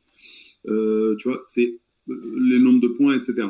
Donc oui, on est sur des joueurs atypiques, on est sur deux fous follets. Nadir un peu plus fou quand même que Sylvain. Mais Sylvain, il a progressé là-dessus. Hein. Il est Sylvain, beaucoup il a plus dans le progressé contrôle. là-dessus, parce que c'est l'académie Pablo Lasso au début, déjà au Bayern. Ouais. C'est lui qui a commencé à le cadrer. Et puis j'ai envie de dire, t'arrives à cadrer. Spanoulis même, hein. Quand quand Sylvain jouait en Grèce. Aussi, oui, quand il jouait sous les ordres de Spanoulis, effectivement, ça a démarré même là. Oui, tu as raison. Ouais, carrément. Tout à fait. Et puis après, tu arrives à l'Académie Kaunas aussi. Hein. Je veux dire, c'est le basket lituanien, on va pas te laisser faire n'importe quoi. Sinon, tu risques de finir dehors, tu vois. Mais il a quand même sa liberté, tu vois. Il garde ce truc-là. Il leur apporte cette touche de folie que eux, bien entendu, ils n'ont pas. Et ils en ont besoin. Chaque équipe a besoin de cette touche de folie. Maintenant, il faut qu'elle soit cadrée, tu vois.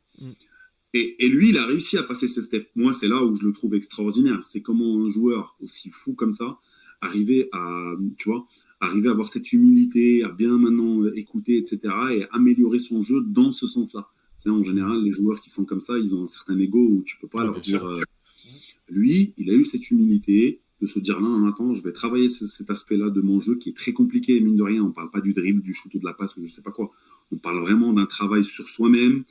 Tu vois, prendre du recul sur l'équipe, essayer de faire jouer un peu plus l'équipe, moins de pertes de balles, même si là il a fait 7 pertes de balles, mais il en fait moins quand même. Ouais. Voilà, être un vrai meneur de jeu d'une équipe et non pas être un meneur soliste un peu à la Westbrook, tu vois. C'est là dont on parlait à un moment donné de Sylvain. Il allait dans ce sens-là.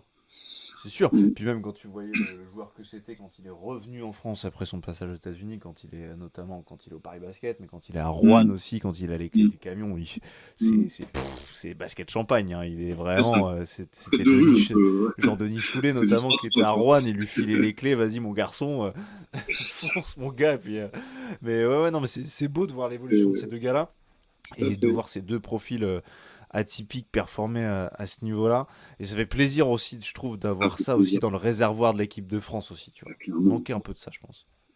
Clairement, mais clairement, même si l'Euro était un peu décevant, pour ma part, j'étais un peu déçu de l'implication de Nadir dans l'équipe de France. Ça, oui. De manière, il avait été pris parce que, d'ailleurs, c'était Vincent Poirier, je crois, d'ailleurs. Non, c'était le petit de Monaco. Le petit Strazel, pardon, t'as raison. Le petit Strazel de Monaco, Mathieu, qui a été blessé, et au final, on l'a rappelé.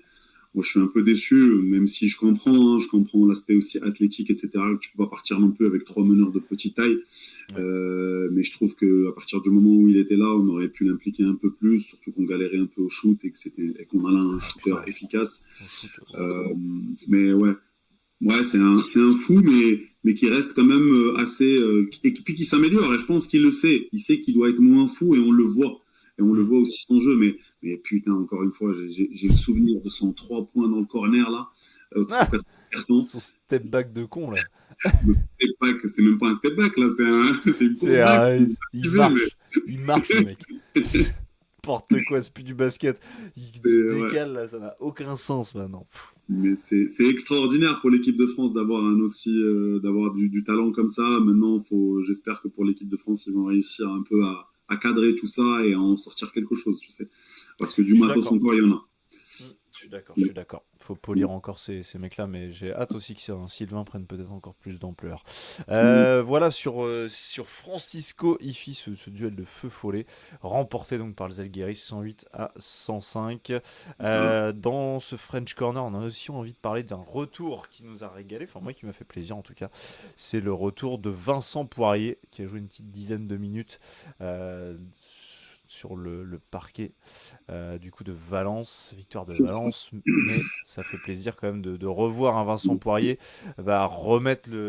remettre les gants parce que c'est un retour quand même un peu express. Il était blessé notamment en prépa avec l'équipe de France. Dernier match le 14 août dernier face à l'Espagne.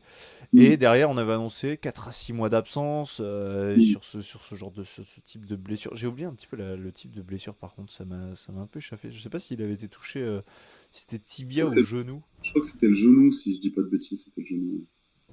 Hop là. C'était le genou, donc ouais. Je crois que c'était le genou. Oui, c'est le Mm. genou. Mm. Donc en gros, ce genre de blessure, c'est quand même assez fou. Je trouve que c'est un retour assez express. Est-ce que c'est parce que la situation de la Dolou l'exige, on en parlait tout à l'heure, que c'était compliqué, 6e de championnat de Turquie, 18e en Euroleague, 6 défaites consécutives de compétitions confondues, ils sont dans un cercle infernal là. Mm. Est-ce que pour toi, un retour de Poirier, alors il va mettre du temps quand même à revenir à 100%, Mm. je pense, mais est-ce que ça peut être un tournant dans la saison des Turcs? Je suis un peu sceptique sur le mot tournant.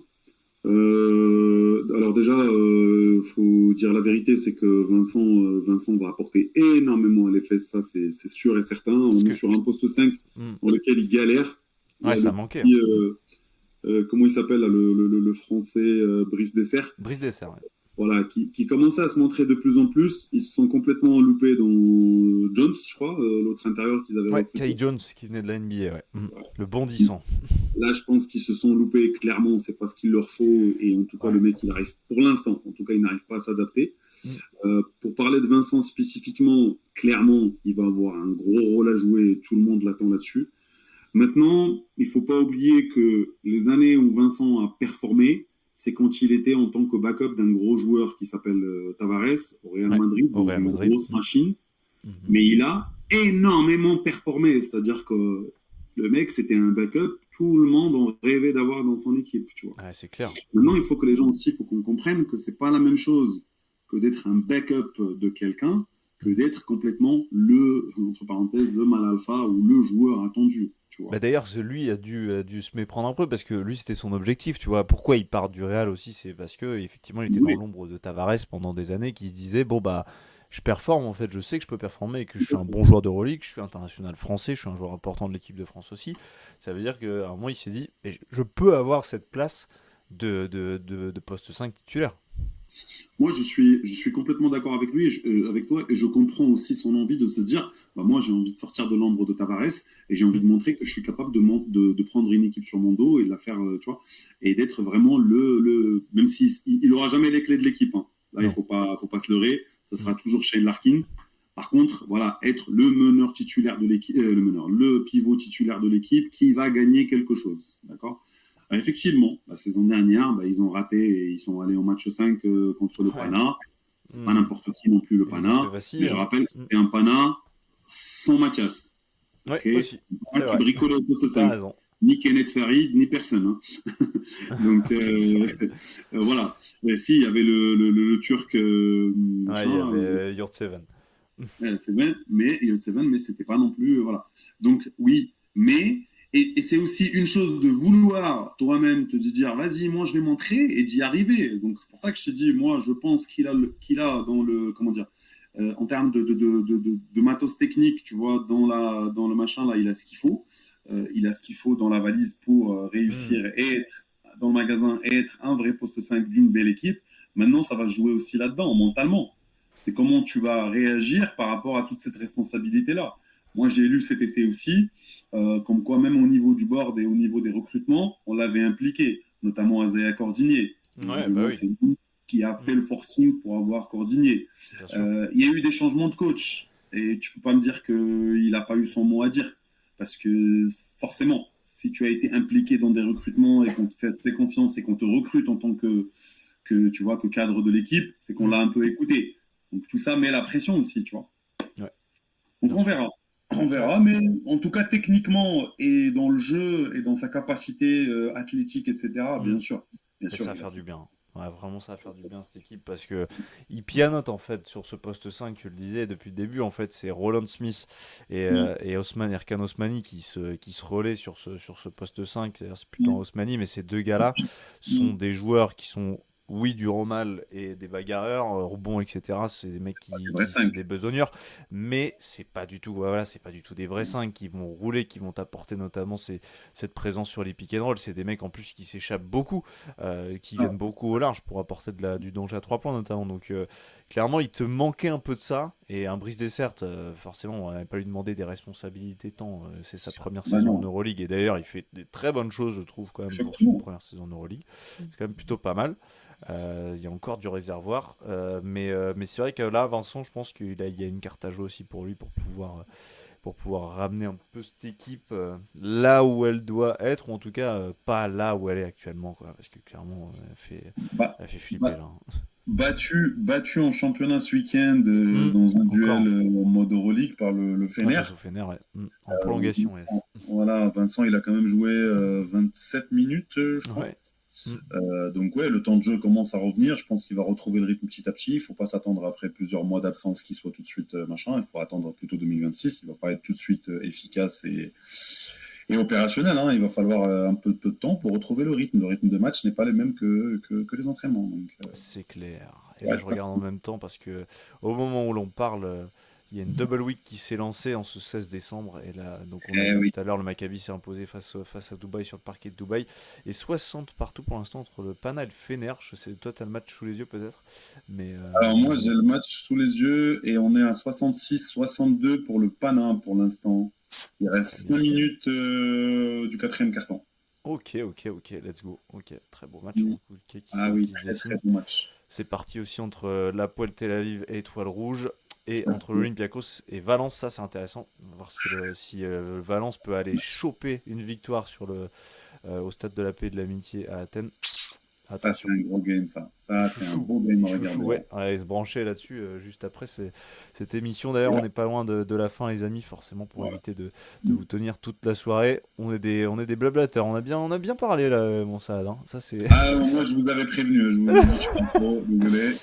On est là-dedans. Ceux qui connaissent Final Four, l'émission, à la base, savent que bon, ça déborde toujours dans tous les sens, c'est n'importe quoi. Voilà. En On plus, va il y a un affiner chat, pour ça. donc. Mais on est là pour ça, voilà. Bon, ça régale. Ça régale quand même. Je vois qu'il y a encore quand même un peu de monde pour nous écouter, donc c'est bien. Merci à tous d'être là. Je rappelle que l'émission sera dispo en replay derrière pour pouvoir remater tout ça.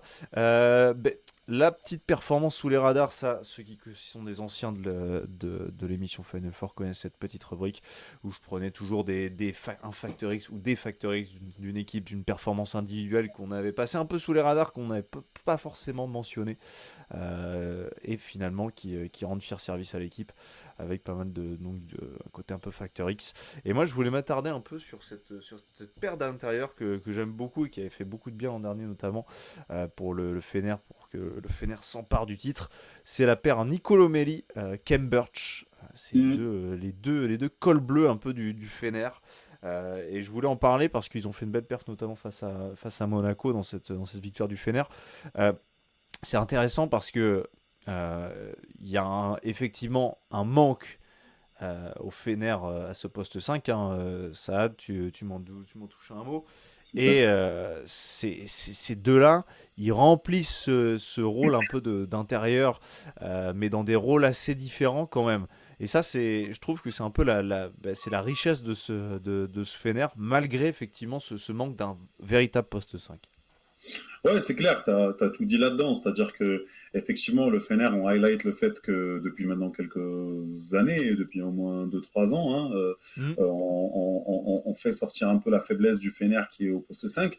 Mais force est de constater que finalement, sans ce fameux poste 5, ils ont quand même réussi à gagner le titre l'année dernière avec un Nico Melli extraordinaire.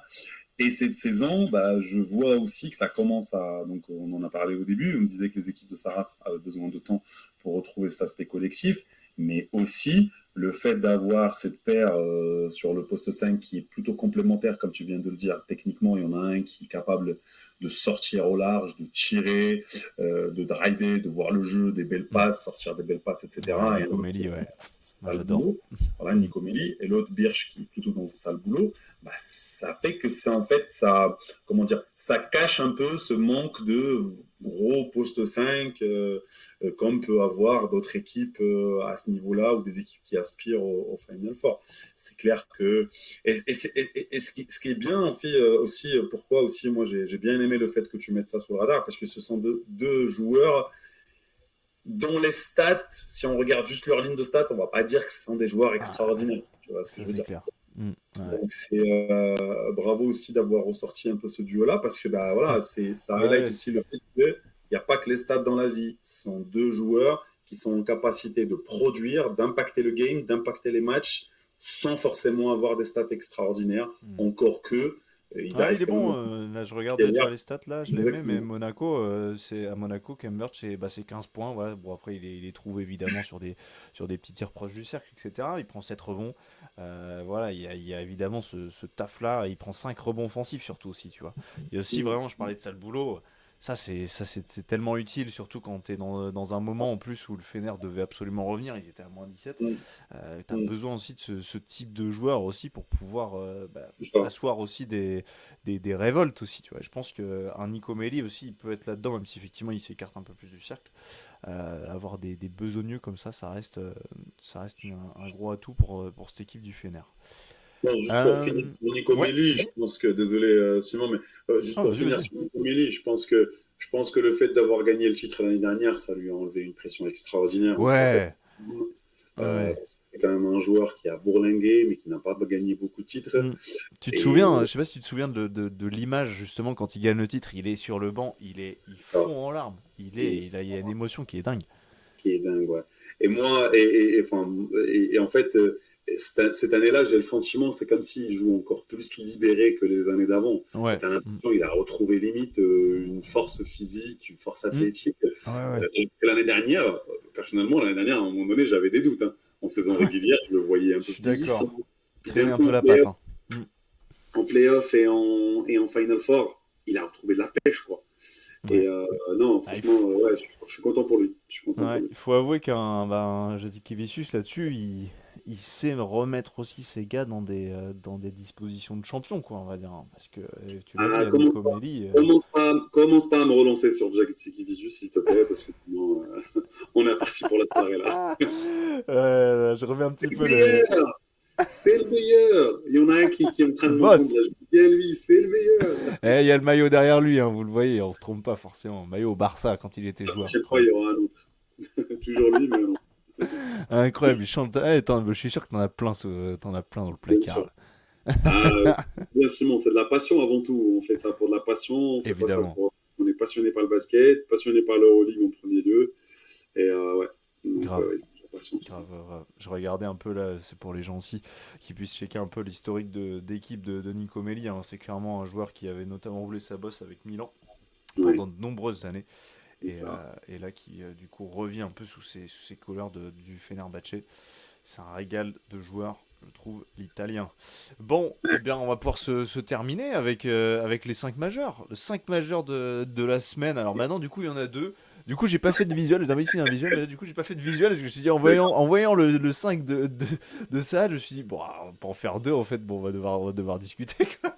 Donc, Bah, on va pouvoir donner chacun, on va faire par poste, et on va donner chacun un peu vas-y. qui on met dans le 5 majeur de la semaine de ce round numéro 15. Vas-y, je te laisse commencer en poste 1. Qui mets-tu? Alors, tu vas me dire qu'en fait, alors moi, on va dire partir sur les trois extérieurs. En fait, c'est comme ça que j'ai Ouais, fait allez, le vas-y, truc ouais, parce que ça roule. Oui, parce que après, il n'y a pas de bah c'est poste vraiment. difficile un peu aujourd'hui Ouais, de ouais, sortir un poste 2, poste je suis 3. d'accord, je suis d'accord. Euh, Moi, je suis parti sur la paire, sur la triplette Washington, Dwayne Dwayne Washington, Washington ouais. du Partizan.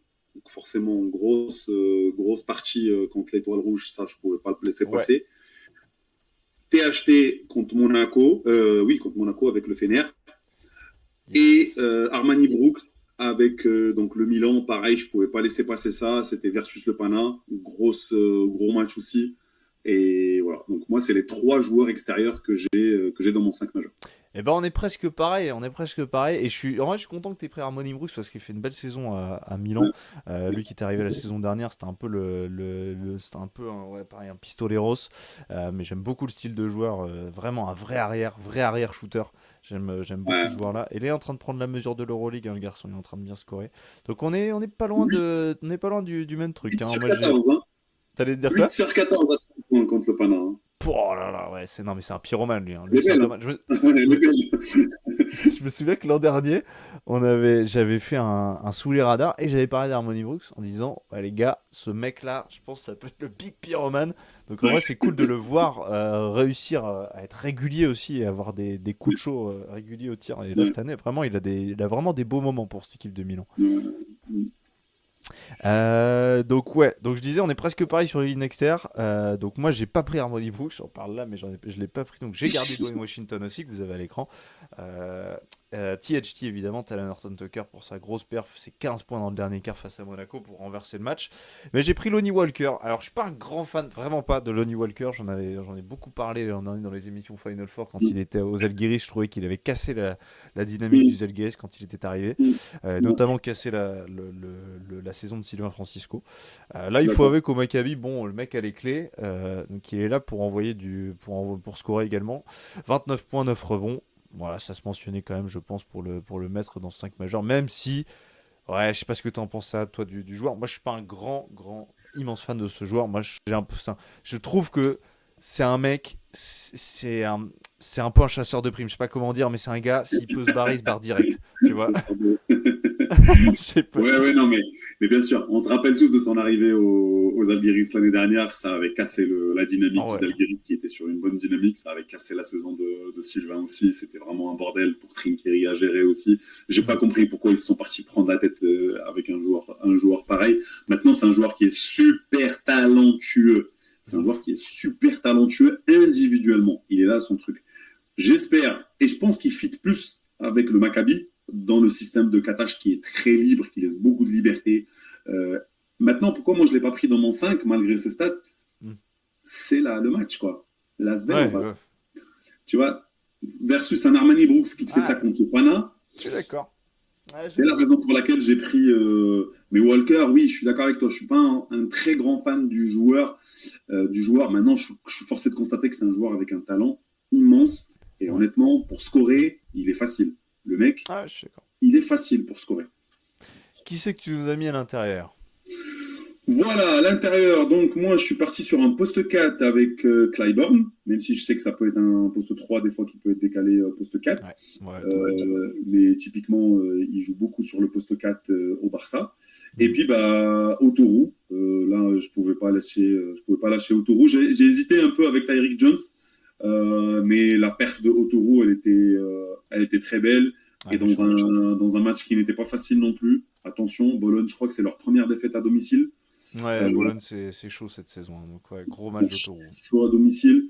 Et voilà, donc, et puis c'était un gros game. Hein. C'était vraiment un game. Ouais. Et Clyburn, il a fait. Parce que pour moi, encore une fois, on parle d'une grosse prestation, mais dans quel match? On parle de l'Olympiakos, encore une fois, grosse machine. Donc voilà pourquoi j'ai pris les deux. Ouais, je suis d'accord. Mais c'est quoi, quand j'ai vu que t'avais mis Will Clyburn, je me suis dit, j'ai peut-être merdé aussi. Moi, j'ai mis Tyreek Jones et Dan Autourou, mais en fait, je voulais l'énergie de Tyreek Jones parce que je trouvais quand même qu'il avait rempli, notamment sur la fin de match dans le derby.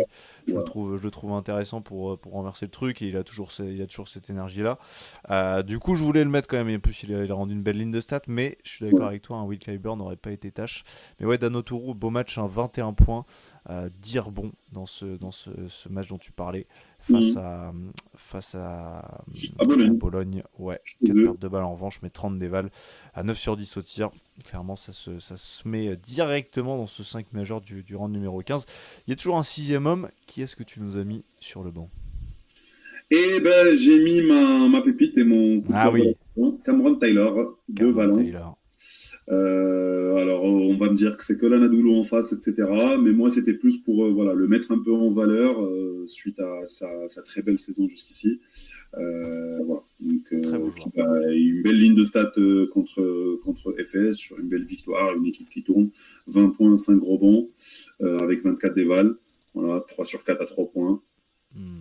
Propre en combien de temps? 25 minutes. Donc, ouais, archi propre. Je m'en souviens que quand j'avais fait la preview, en plus, ça me rappelle que je me posais la question en me disant est-ce que ce mec peut devenir une vraie valeur sûre de cette attaque de Valence. Et il se trouve que il a fait des saisons en BCL notamment qui étaient plutôt discrètes mais qui étaient intéressantes, à Malaga notamment, à Strasbourg aussi quand il est passé en France. C'était un mec assez efficace, donc là c'est en train de se transformer tranquillement au niveau Euroleague, donc régal. Je suis d'accord avec toi, avec Cameron Taylor, ça me met bien. Je mets Sylvain Francisco de mon côté. Ouais, voilà. Oui, ça se tient. Il le mérite, mon Sylvain. Bien sûr qu'il le mérite, ça se tient tous les jours. Bien sûr, Sylvain, on aurait big retour. Même si j'aurais bien mis aussi à la fin, notamment, il met le panier quasiment de la gagne. C'est Tubelis, l'ailier du Zalgiris, que je connaissais pas à la base, le gaucher, qui est hyper intéressant.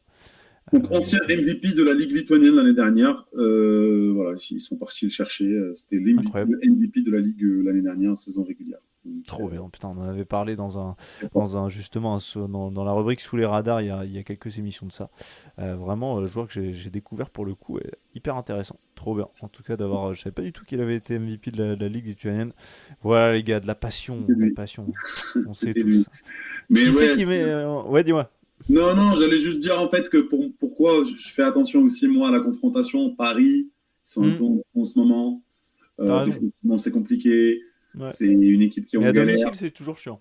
Tu vois, ils sont toujours assez durs à manager. Ouais. C'est vrai qu'on n'a pas parlé un peu de Paris, mais voilà. Il faut dire aussi que c'est un peu difficile en ce moment. J'espère qu'ils vont se reprendre parce que. Ouais. Mais il manque un truc, l'effectif est construit de manière un peu différemment aussi. Nadir, je pense pas que ce soit le gros souci de l'équipe, lui en tant que patron, tu vois. Mais il y aurait plein de choses à dire. Je pense qu'on aura l'occasion d'en reparler. On fera un bilan, de toute manière dans une prochaine émission quand on arrivera à mi-parcours, début janvier, on fera un bilan de nos équipes françaises évidemment, et on parlera notamment de ce Paris Basket qui encaisse beaucoup trop de puntos. En coach, qu'est-ce que tu nous as mis en coach de la semaine? On a le même. Je pense qu'en coach, on va pas. Voilà. Le GOAT. On va s'arrêter là. Parlez français, parlons français. Jazikevicius. Bah oui, Jazikevicius, forcément. Bien sûr, il le mérite amplement. Bon, eh bien, c'est la fin de cette émission, c'est la fin de cette première émission, de cette première de Final Four by Euroleague France. C'était un régal, Saad. Merci à toi. C'était un plaisir. Merci à toi, Simon. Pour moi, c'était une première. Merci beaucoup. N'hésitez pas à nous faire de vos retours, que ce soit aux commentaires ou autre, sur le compte X aussi. Voilà, donc n'hésitez pas. Bien sûr, on communiquera évidemment. N'hésitez pas évidemment à aller suivre Euroleague France, le site internet, hyper facile à trouver, de très bons articles, aussi notamment de Raphaël Abrard qui est dans le chat, je le vois. Donc n'hésitez pas à aller checker, évidemment à vous abonner sur X et sur Instagram, là où Euroleague France est beaucoup plus actif, où ça balance quelques infos évidemment. Et voilà. On se retrouve pour une prochaine émission évidemment très rapidement. Merci à tous de nous avoir suivis. Je refais un peu le tour du chat, mais Raph, du coup je parlais de Raph. Merci à Elias d'avoir suivi, merci à Snorky d'avoir été là. C'est un bonheur. Merci à Tissam, Zena qui ont passé une petite tête, les anciens de Final Four. J'espère que ça vous a régalé. Évidemment, on améliorera encore, les amis, mais le nouvel habillage et tout, on a tout fait. on a tout fait là, donc c'est un bonheur. D'ailleurs, je remercie toute la team de Rolly France d'avoir bossé sur l'élaboration de l'émission et tout l'habillage autour, parce que ça aussi, c'est hyper important. Et pour le coup, moi perso, je maîtrise pas beaucoup, donc, donc au moins, Moi non plus, a, heureusement qu'ils sont là, parce que ils nous ont régalé, franchement. Ils ont été hyper au taquet pour nous c'est produire ça. ça. Bon, merci Saad, belle soirée à toi. Kiffe bien, Ciao, je suppose que tu vas te regarder merci. tu vas te regarder des matchs là. On va aller Et, finir les games, ouais, tout à fait. Il y a des gros bien games en sûr. cours. Ouais, il y a du gros game, Olympiakos Valence, Milan Real, le Fener face au Panathinaikos. Est-ce que c'est terminé? On n'est pas loin de la fin là? -3, +3, pardon, pour le Pana, du coup. -3 Putain. Fener. Kendrick Nunn ont lancé. Et voilà. Et Donc du coup, c'est chaud, c'est chaud, c'est chaud. Il reste 16 secondes, les gars. Pour ceux qui peuvent, allez-y vite. Regardez le game. La fin du game. incroyable. En train de voir cette fin de match en tout cas. Il y a le Milan aussi face à Real, l'Olympiakos contre Valence qui mène de 4 à l'heure actuelle. Et Paris Basket accueille le Barça. Là, dans un peu plus de 15 minutes, c'est sur la chaîne L'équipe en plus, donc allez mater Très ça bon match. évidemment, voir si Paris peut stopper ce Big Barça. Belle soirée à tous, des gros bisous, et puis on se revoit bien sûr très vite sur cette émission qui ne fait que commencer. Gros bisous, ciao ciao Saad. Ciao, bonne soirée.